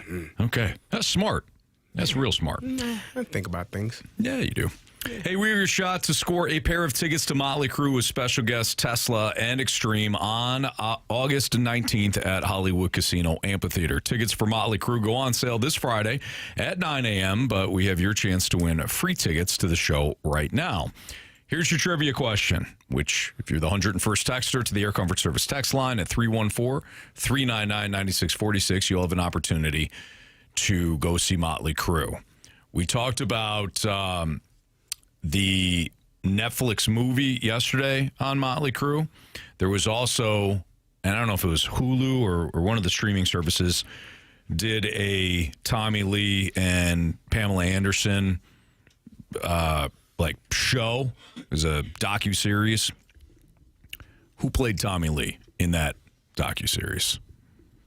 Which actor played Tommy Lee in that Tommy Lee and Pamela Anderson docuseries? This one hits home. This one does, yeah. Marsha's smirking for good reason. So, again, if you're the 101st texter to the Air Comfort Service text line at 314-399-9646, you'll win the free tickets. And you can find all the ticket details and a bonus chance to register to win tickets to Motley Crue at 101 ESPN or on your 101 ESPN mobile app. Speaking of Marsh, he's got what's trending next.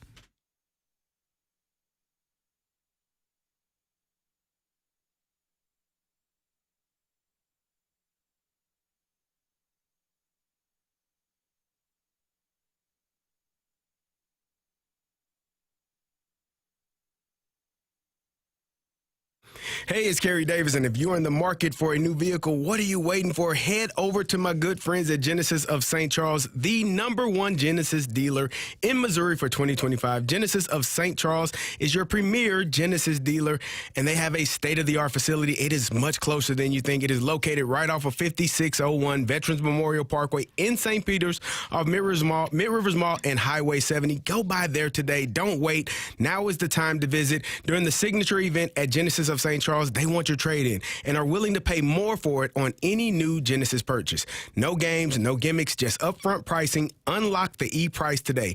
Every purchase you make comes with 3 years of complimentary Genesis Service Valet. That means complimentary vehicle pickup and delivery plus a loaner vehicle at no additional cost. If you're in the market for something new, let Genesis of St. Charles bring the test drive to you. They have a large selection of new Genesis models in stock ready for you to take home today. Visit them at the facility, but if you can't get in, you can always go online and get started at genesisofstcharles.com. That's genesisofstcharles.com.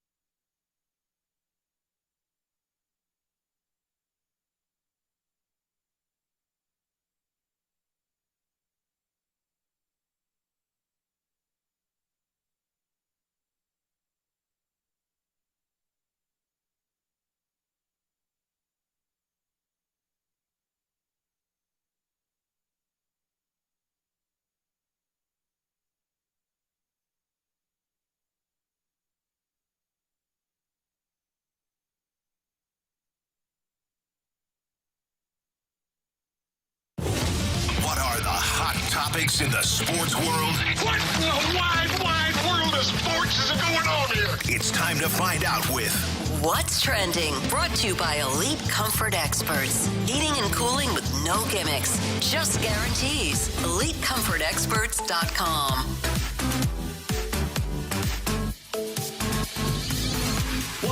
Welcome back to the Fast Lane here on 101 ESPN with Anthony Stalter and Carey Davis. I'm Andrew Marsh, and it's time for What's Trending. Gentlemen, let's dive back into the NFL. There are some teams that have some records right now that maybe we didn't expect to have heading into the season. But let's go over some of these teams, and if it is a must-win for these specific teams this weekend. Let's start with the Chiefs. They're 5-5. They take on the Colts. The Chiefs are third in their division right now. Like, who saw that coming? The Colts, one of the best teams in the AFC. Is this a must-win for Kansas City? Given what you just said about the division, yes. I don't think they can fall further and further behind. The other issue for the Chiefs, and this was something that I should have given more consideration to when we were talking about this, what was it, yesterday or the day before, about whether or not the Chiefs would make the playoffs. The teams that are currently in front of the Chiefs, one of them is the Jaguars. Mm-hmm. The Jaguars hold the head-to-head matchup against the Chiefs. So, yeah, Kansas City's got to start racking up some victories here. They're way behind in the division, but when it comes to the wild card, the Chargers beat them once, and Kansas City can still even that matchup later on in the season. But again, Jacksonville beat them on that Monday Night Football game, so they can't fall further and further behind. I say yes. I definitely agree. I think it is a must-win game for Kansas City, and if they want to keep their playoff hopes alive, this is a team that since Patrick Mahomes has been their quarterback has not been nowhere less than the AFC Championship game.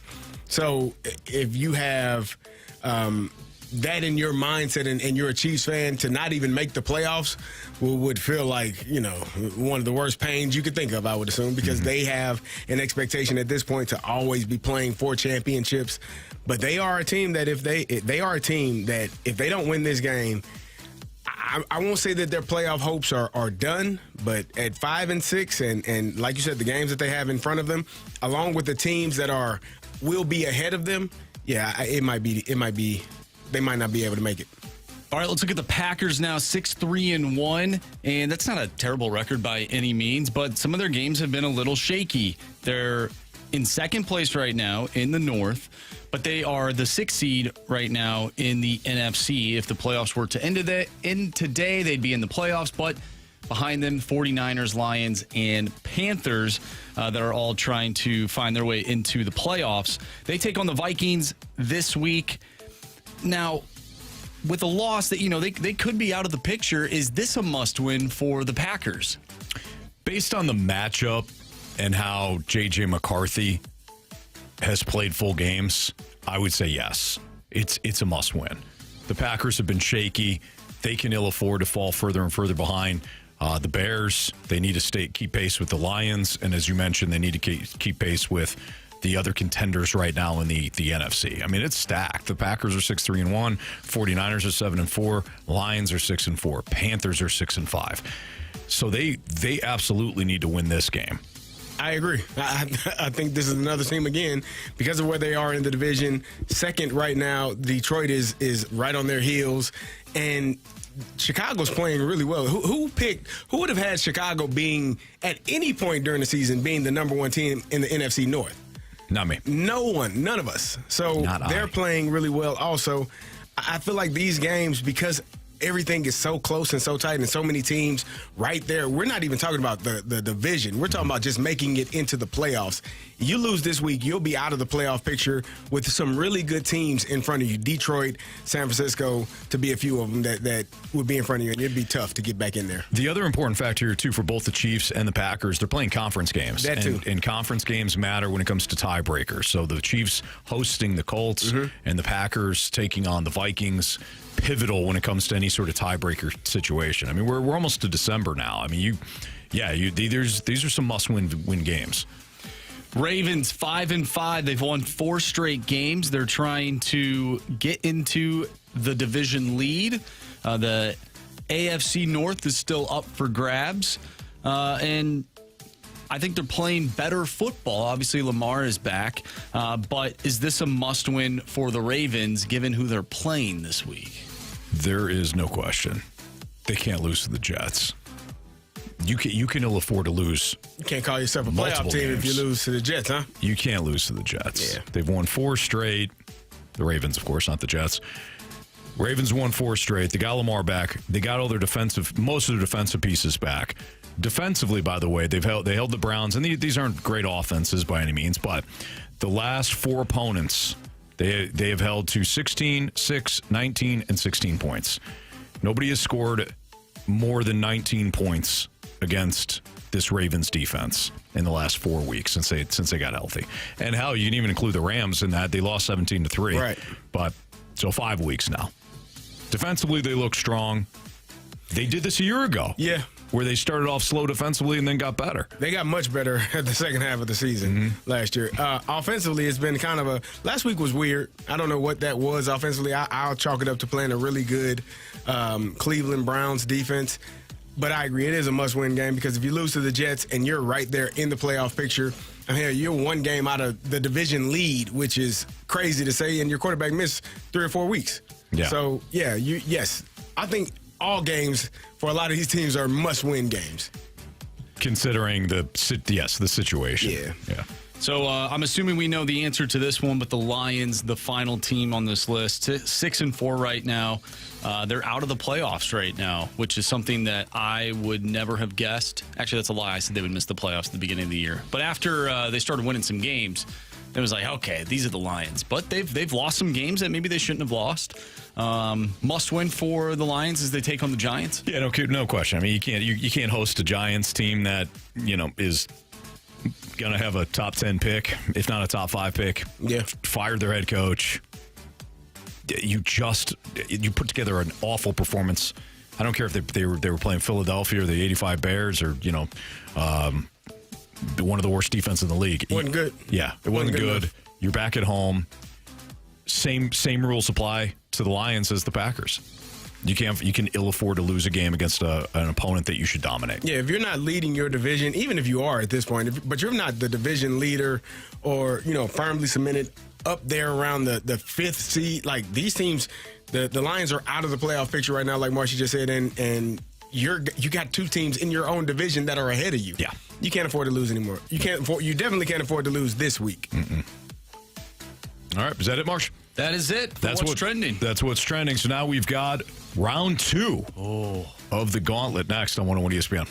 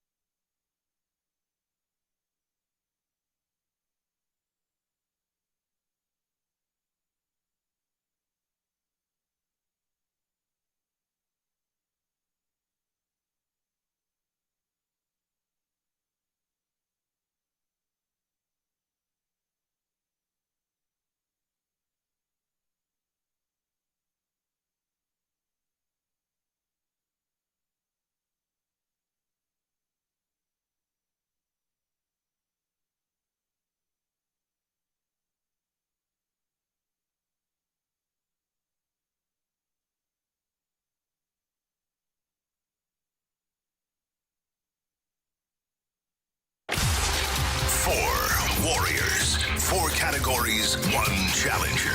Can you survive the gauntlet? Brought to you by Blue Note Roofing. Roofing, siding, and gutters. Visit BlueNoteRoofingSTL.com for a free inspection.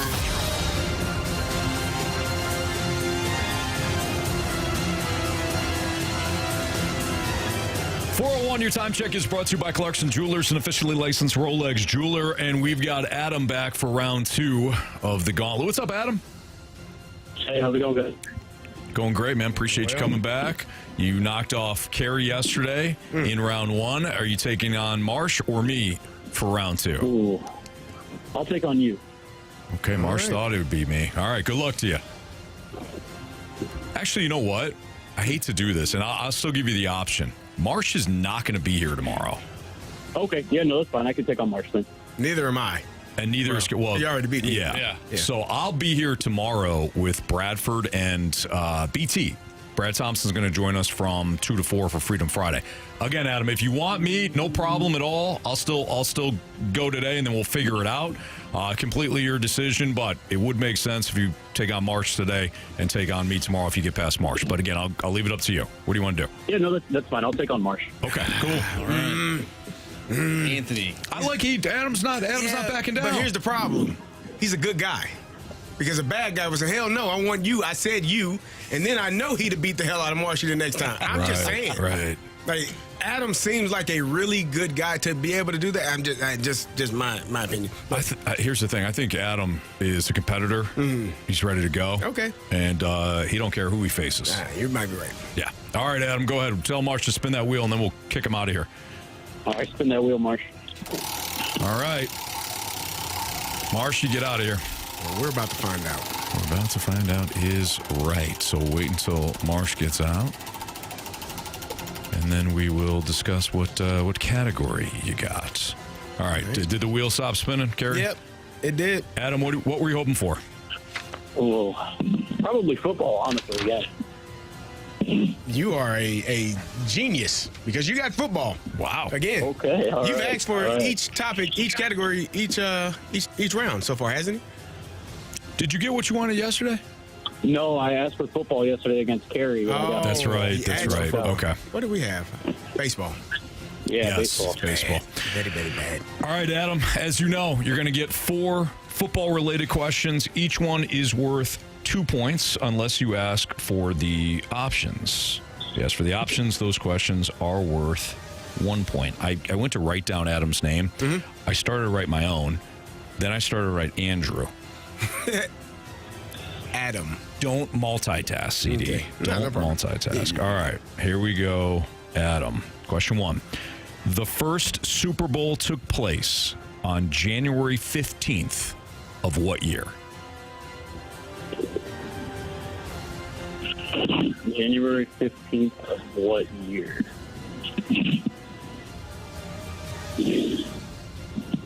1967? Final answer. Question number 2. 2 of the first 3 Super Bowls were played in which city? Ooh, I'll take the options on that one. Was it L.A., Miami, or Pasadena? I'll say L.A. Final answer? Final answer, sorry. All right, Adam, question number 3. Which team defeated Arizona State in last year's college football playoff? Texas. Final answer? Final answer, sorry. Question number 3. Notre Dame won which bowl game last year over Georgia, sending them to the Orange Bowl? Can I have the options on that one? Was it the Peach Bowl, the Sugar Bowl, or the Rose Bowl?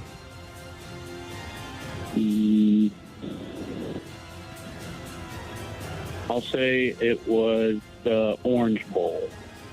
Final answer. All right.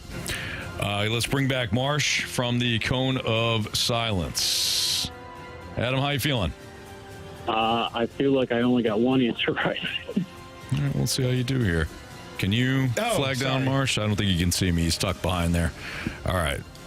There we go. All right, so Marsh going to walk back in here. Welcome back in from the Cone of Silence. Where he was with Mike Ryder. I wonder if Mike Ryder picked out some jams for Marsh. Pearl Jam? Maybe. Yeah, nice. I don't know songs. Jeremy's walking. No songs, just quality conversation. Oh, good. Awesome. That's even better. All right, Marsh, your category today is football. Okay. Hey, pack a lunch. Oh, boy. All right, question number 1. The first Super Bowl took place on January 15th of what year? Oh, jeez.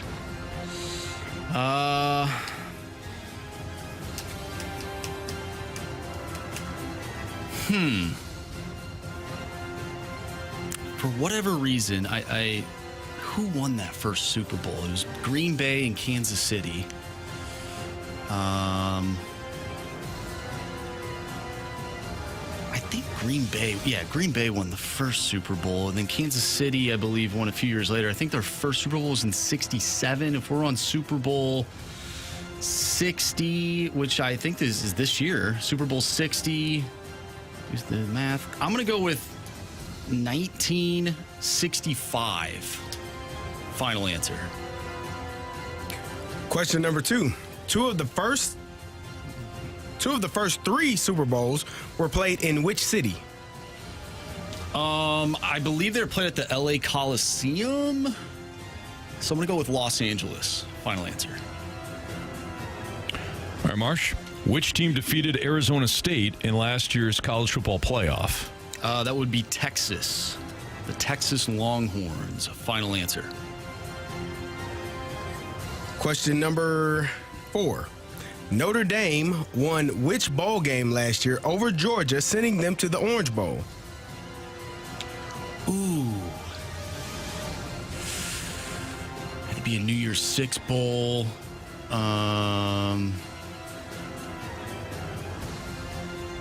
I would have to assume,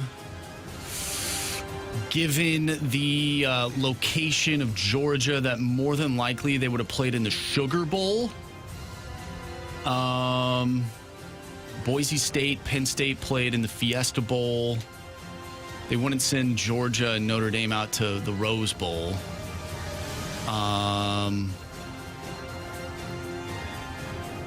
And I believe Texas, Arizona State played in the Cotton Bowl. I'm going to go with the Sugar Bowl. Final answer.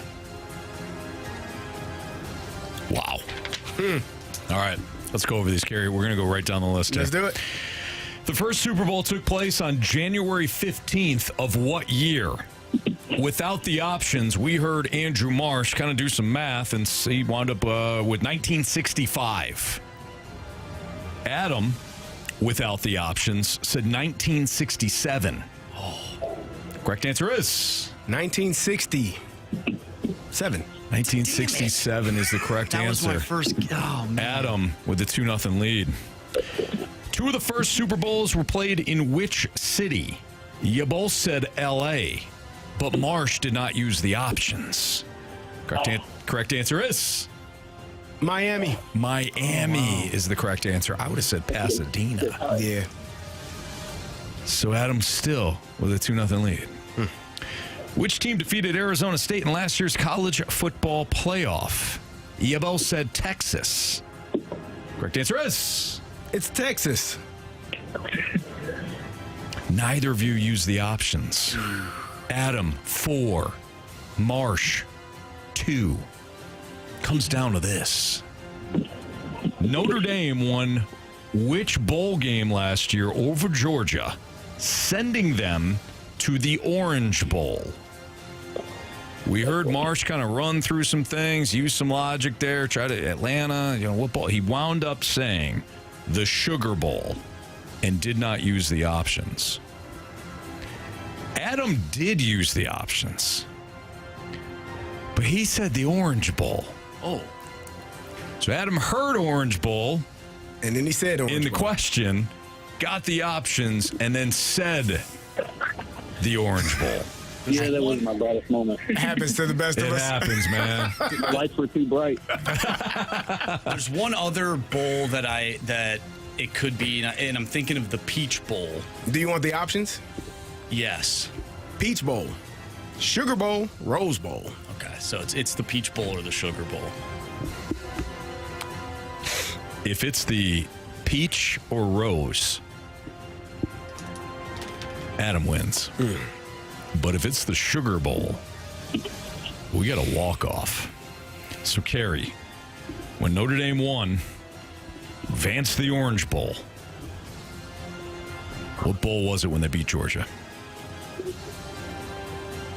The Sugar Bowl. Adam. Walk it off. We're going to walk it off. All right. So we got a 4-4 tie. Marsh needed that Sugar Bowl answer, and he needed to do so without the options. That's exactly what he did. So 4-4. This is how it's going to work. Adam, you're going to hold off on your answer. We're going to ask Marsh to write down his answer, and then we're going to need your answer right away so we can ensure no cheating. Okay. Closest to the pin wins. Carey, you're on math duty. All right. All right. Marsh, you got pen and paper? Yeah, I got this whiteboard here. All right. Here we go. How many points were scored in last year's national championship game between Ohio State and Notre Dame? How many points were scored in last year's national championship game between Ohio State and Notre Dame? Adam, you're holding off. Okay.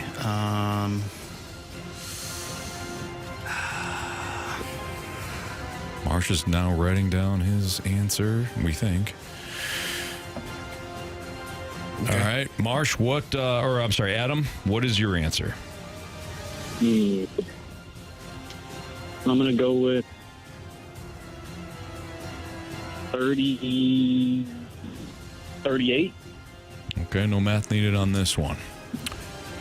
How many points, Carey, were scored in last year's national championship game between Ohio State and Notre Dame? We just heard Adam say 38. Marsh, you wrote down? I wrote down 58. Marsh wrote down 58. Correct answer is 57. Adam. You have chosen poorly. You lose. Not today. Wow. Adam, as you mentioned, man, maybe the light's just a little too bright in this one. You coughed up the lead, then you had to go to overtime. And Marsh, he had the offense rolling, so it was just one of those games for you, man. Sorry. All right. That's all right, man. Good job. Good job, Yeah, Adam. thank you, guys. Good work. Good work. Thank you. All right. Take care, Adam. Yep, you too, guys. Bye. Thank you. Now, Marcia, I got to hear, because you often you walk through you have your thought process, right? So what was your thought process? Because you had 58 written down. Final score was 34-23, which is 57 points. Yep. Walk us through that. So I knew that that Notre Dame, because they were down early in that game for a majority of the game, but then they stormed back, and I knew that they had somewhere around the low 20s. And they, I believe, were a touchdown-ish away from either tying or taking the lead. What was the final score? Final score was 34-23. Okay. So they, I believe, were like a touchdown away from tying the game. And then Ohio State scored that late touchdown to basically put the nail in the coffin. So I knew that they were in somewhere in the early 30s compared to Notre Dame's early 30s. So nice work there, Marsh. Great job. Went with. Well done. Well done. Way to go, man. Thanks. I blame you for that loss for Adam. You credit me for that win. You got it, buddy. Sports Six Pack coming up next. 314-399-9646. The Air Comfort Service text line. If you got any questions for us, send them in. We'll answer them next on 101 ESPN.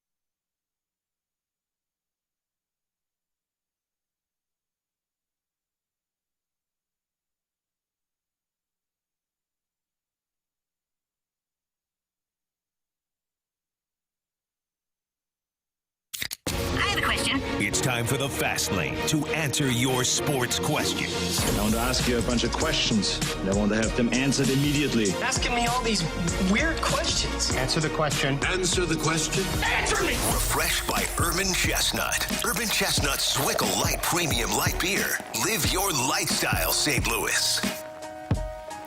Time for the Sports Six-Pack here in the Fast Lane on 101 ESPN. If you've got a question for us, send it into the Air Comfort Service text line at 314-399-9646. With Kerry Davis, I'm Anthony Stalter. Marsh, fire away. Question number 1. All right, Uncle Rico wants to know, hey guys, which happens first? The Cardinals play in the World Series, the Blues play in the Stanley Cup Final, or the Missouri Tigers play in the college football playoffs. So you have 2 championship rounds compared to the Tigers just getting to the playoff. Oh, well, I can't go with the Cardinals. The St. Louis Cardinals? Yeah, so the question... talking about championships? Yeah, so Kerry, you just missed it. It's Cardinals, what happens first? Cardinals win a World Series? No, it's not even win. Oh, I'm sorry. It's the Blues. Reach to the World They just reach the World Series. The Blues reach the Stanley Cup, or the Mizzou Tigers reach the college football playoff. Mizzou Tigers. Yeah, I got to go with Mizzou, too. Yeah, I mean, they're the closest. Yeah, they're the closest. Yeah, they've been the closest the last couple of years. And I don't even think it's that close of a question. Like, we're talking about maybe no. I think it's the Tigers. If the Blues were playing well right now, you would say them. Would you say the Blues? I would. Okay. Because based off of what you saw last year, you would have confidence built up and saying, "Oh man, they took the President's Trophy team all the way to, and now they're you could get there quicker. You could talk yourself into it." Yeah. But what I've seen, yeah, and I don't think the Cardinals. I think the Cardinals should, tell your fans, tell all your friends. Don't expect much this year. Nah, yeah, it's tough, man. Isn't it wild? They got good players though, young players. I was just thinking about this, but the championships that we've seen, from the Blues, the Cardinals, it seems like those teams weren't like truly dominant teams. Like they had to go on some like miracle run in order to win the World Series, win the Stanley Cup. Like really good team, good enough obviously to win said championship. Mm-hmm. But it's like, man, can we just get a team that just dominates faces for a full season and then like go on the run in the playoffs? Why we got to have some miracle, some devil magic or whatever happen in order to get there? Like even the Rams, that was a dominant team. Yeah. But it was with Kurt Warner. Mm-hmm. Bad things had to happen for them to get there. Well, not really. I mean, expectations are higher though. Expectations are sky high. For who? If you have a dominant team. Well, I'm saying let's just say it's like the first year where maybe our expectations aren't necessarily there, but through and through, dominant team. Mm-hmm. Like, for instance, Toronto Blue Jays. Like that was they didn't win, but that was a good team. Mm-hmm. That was a solid team. Made it to the World Series.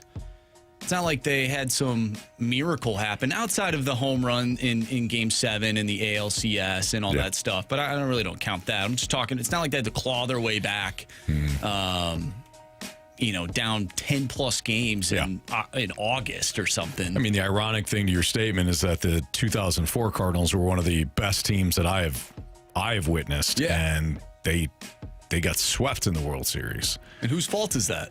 The Red Sox fault. If I remember correctly, there was one gentleman, Carey, in a bar that basically said that the Red Sox or whoever won that series had no chance. I was in Atlanta. I wasn't anywhere close to. Is that what he said? I did. I told everybody. You said it out loud? Paraphrasing. Yeah, I was hammered. Were you hammered? Yeah, I was working for Best Buy at the time. It was your fault? I was working for Best Buy at the time. You gave the announcer jinx?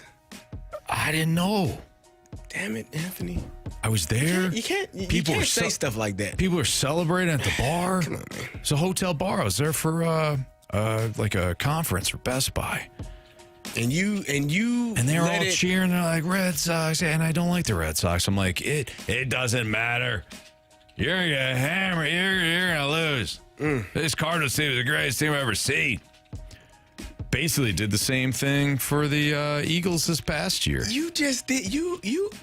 Are you? Wait a minute. Because you did something the other day as well to Steph Curry.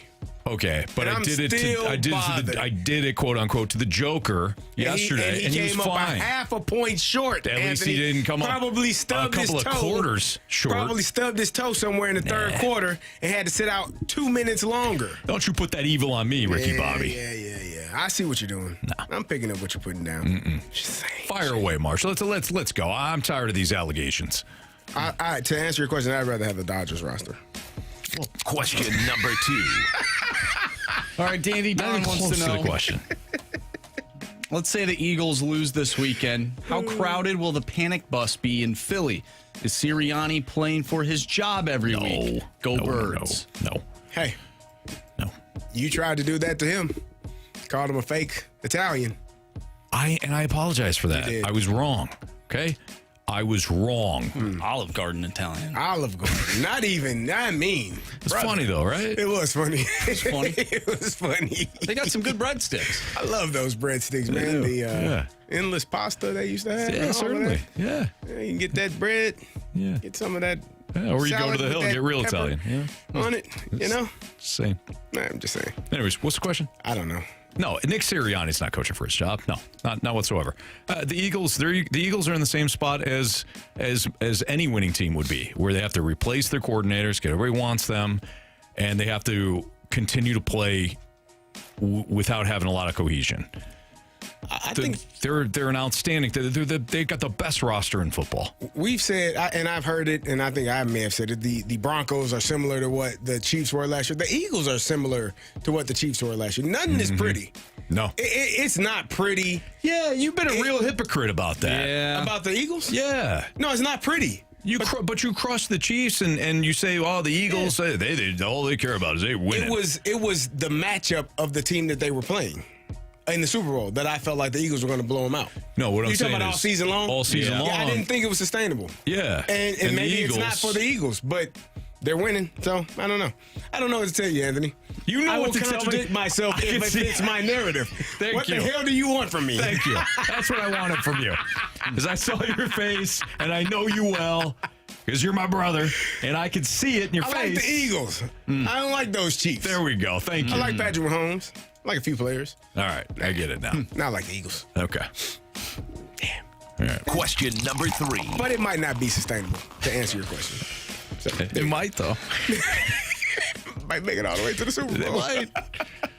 Well, I think I know where Carey's going with this one, but from the 618, which coach wins a playoff game first for their respective team? Is it Bielema or Drinkwitz?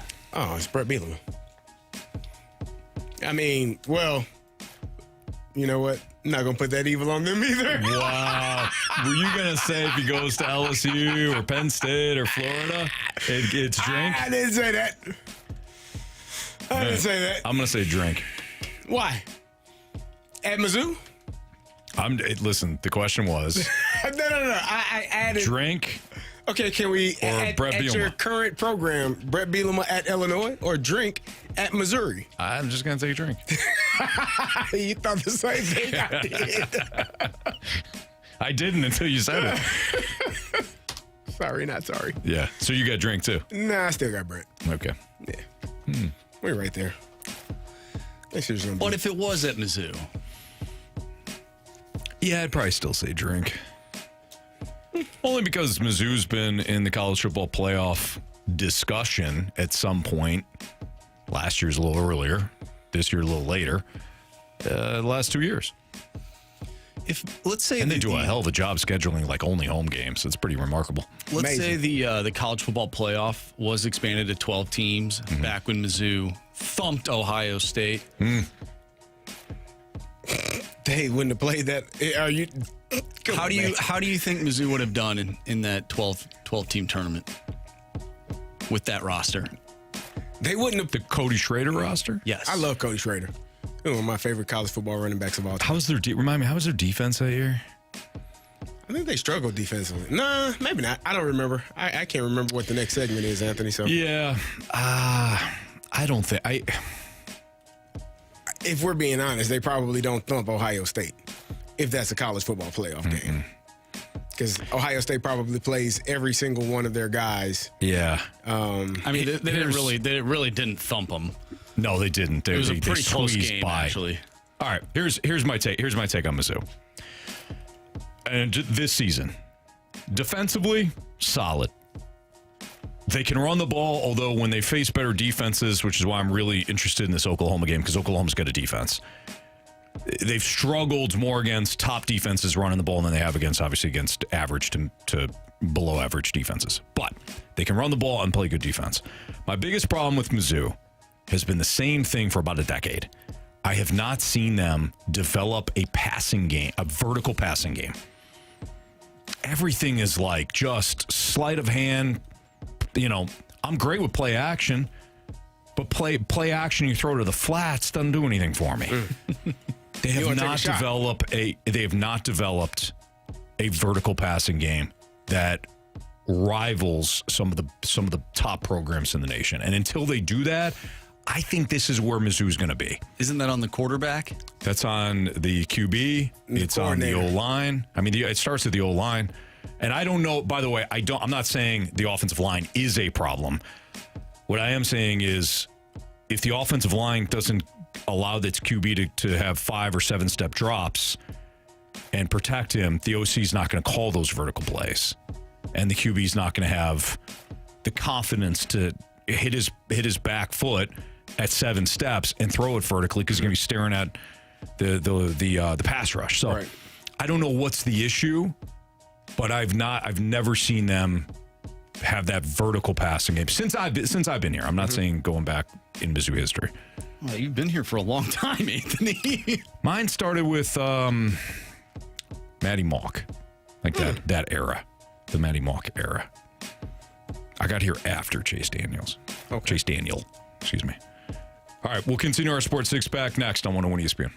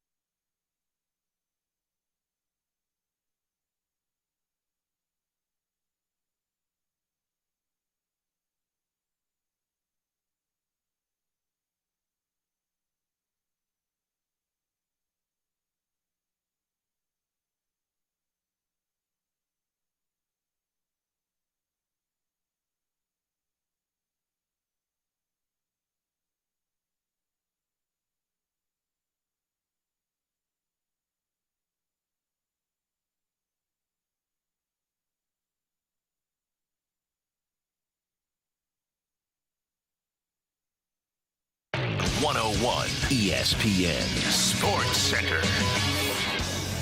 I'm Andrew Marsh. It's time for a Sports Center update driven by Johnny Londoff Chevrolet and Johnny Londoff Autoplex. Jake Neighbours back in the lineup for your St. Louis Blues as they take on the Philadelphia Flyers tonight. We have an early pregame starting at 5 o'clock.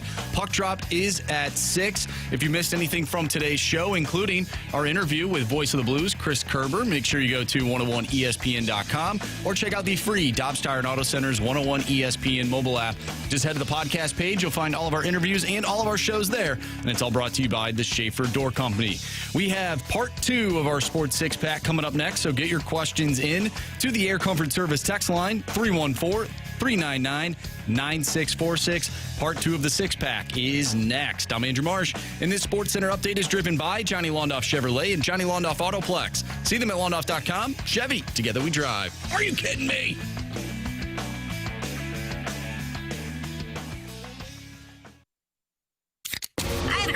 It's time for the Fast Lane to answer your sports questions. I want to ask you a bunch of questions. I want to have them answered immediately. Asking me all these weird questions. Answer the question. Answer the question. Answer me! Refreshed by Urban Chestnut. Urban Chestnut Swickle Light Premium Light Beer. Live your lifestyle, St. Louis. Let's continue our Sports Six Pack here in the Fast Lane on 101 ESPN with Kerry Davis. I'm Anthony Stalter. It's Andrew Marsh with question 4. Question number 4. All right, we get a Thanksgiving question from Jamie's Vacation Speedo. What's the Thanksgiving dish that someone always makes horribly and brings every year, and you just wish someone else would start making it instead? Oh, man, I don't think I got to be honest, I don't think there's a dish that I don't like. I agree. I love all Thanksgiving food. It's yummy. Good to me. Is there anything that somebody makes that you're like, you know what, I wish somebody else? I mean, I'm not big on cranberry. What? I like it on the turkey. I'm okay. I'm good. You ever have like the cranberry jello or whatever? I'm good on it, all of it. Okay. I mean, cranberries are so I can do without it. It's solid. It's solid with that turkey. I gotta be honest. But you know jello what? type and even the other stuff too. I like both of them. I'm not really a turkey guy either, though. Like I'm a ham guy. Like I like ham. All right. I eat turkey, but I would probably rather have ham if I'm choosing. You know, I associate ham more with like Easter or Christmas. Christmas ham. Ham. Well, you know, I like all. To each their own. All of it. Yeah. See, Put it have all your on own the plate. opinion. Mm-hmm. Yeah. Yeah, I do too. I don't. There's not one. I'm like, I wish somebody else would make this. What is the dish that you guys typically have to bring? Not like a immediate family Thanksgiving, but more so for the extended family when you guys get together. What is the dish that you are in charge of typically? So we host now. Okay.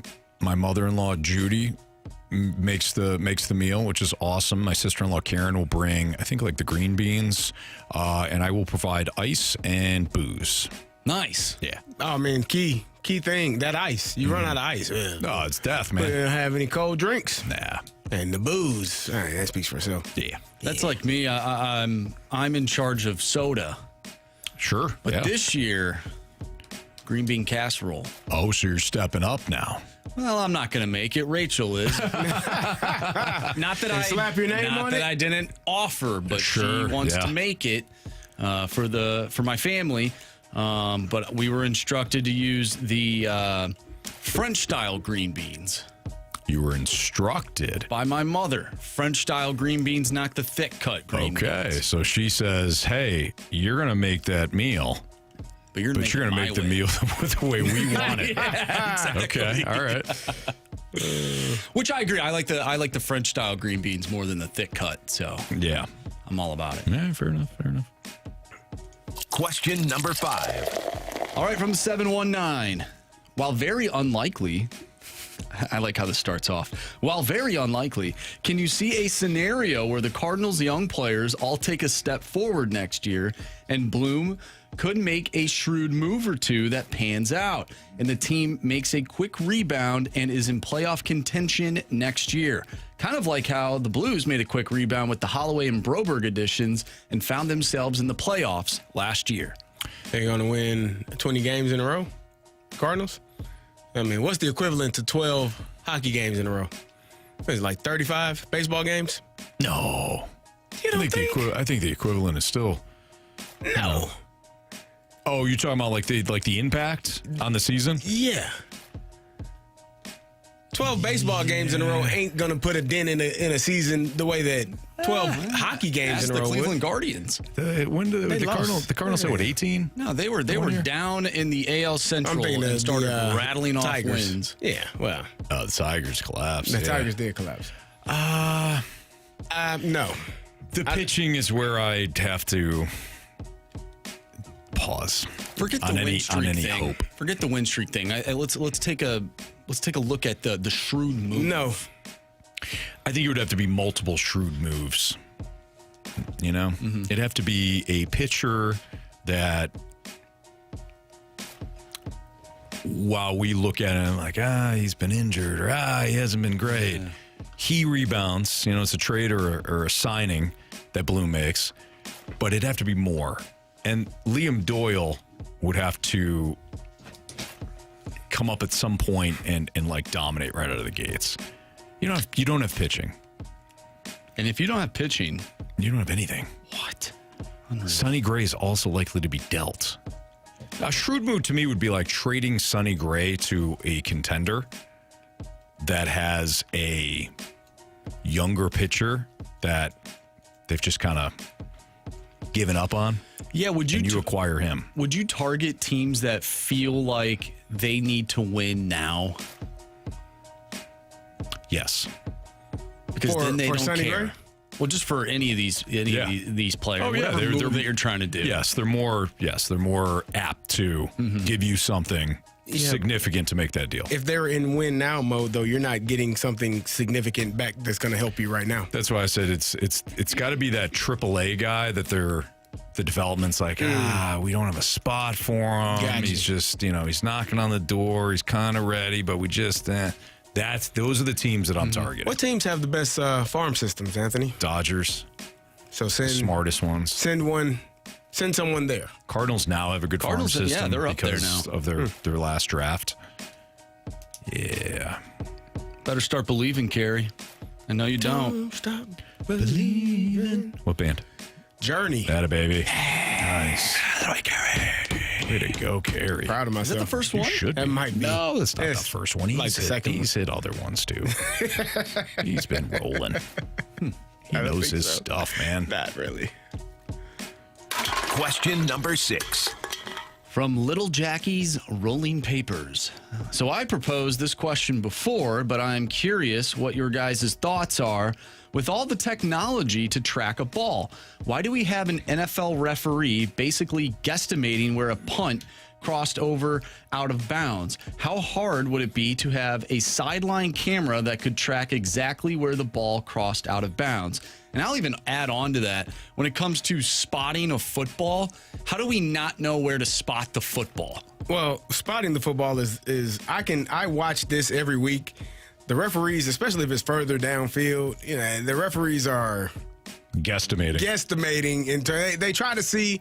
But the thing that bothers me the most is when you see the referee walking, you hope that he or she walks in a straight line. Sometimes they don't, and I become livid. Yeah. Hey, man, ma'am, whoever, walk straight. Yeah. That's where you got it at. And then sometimes they just veer a little bit to the right. No. It's not right. Stay straight. So that's one thing that bothers me. One of the greatest mysteries in sport is actually how the hell they decipher where a punt went out of bounds at.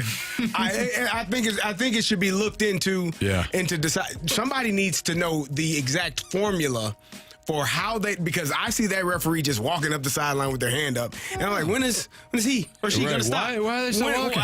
When are you going to stop? This is a bad time to go for a walk. They don't. They just keep walking. Yeah. You're like, hey, how do you know it went out specifically there? Well, because they throw their hat there. They don't know that. No. They don't know. No, they're all the way at the end of the field almost. Yeah. They're basically lying to you. Where they expect the punt to be, and then it goes out 30 yards short. Right. Or 15, who knows? I'm with you. As long as it doesn't, getting back to the question, as long as the flow of the game isn't compromised, I'm good with any technology you want to use. I'm against technology that halts the flow of a game. Mm. And in the NFL, the flow of the game matters. In a single game is a little rough. Yeah. Especially if you've ever been to a live game, and Carey, you and I sat up many a games. Like red zone. Cool, red zone, right? You're bouncing around. This is incredible. If you're at the game, you realize how much stoppage there is in an actual football game. There's only like 2.5 minutes of actual play. They've done the math on this. It's more than that. The average play is 6 seconds. Yeah, I'm being facetious. But no, you might be right. It might be like 7 to 8 minutes. It's like I think of actual gameplay is like 17 minutes or something like that. 18 minutes of it. When I went to the game up in Minnesota, I had that in the back of my mind, but it never bothered me.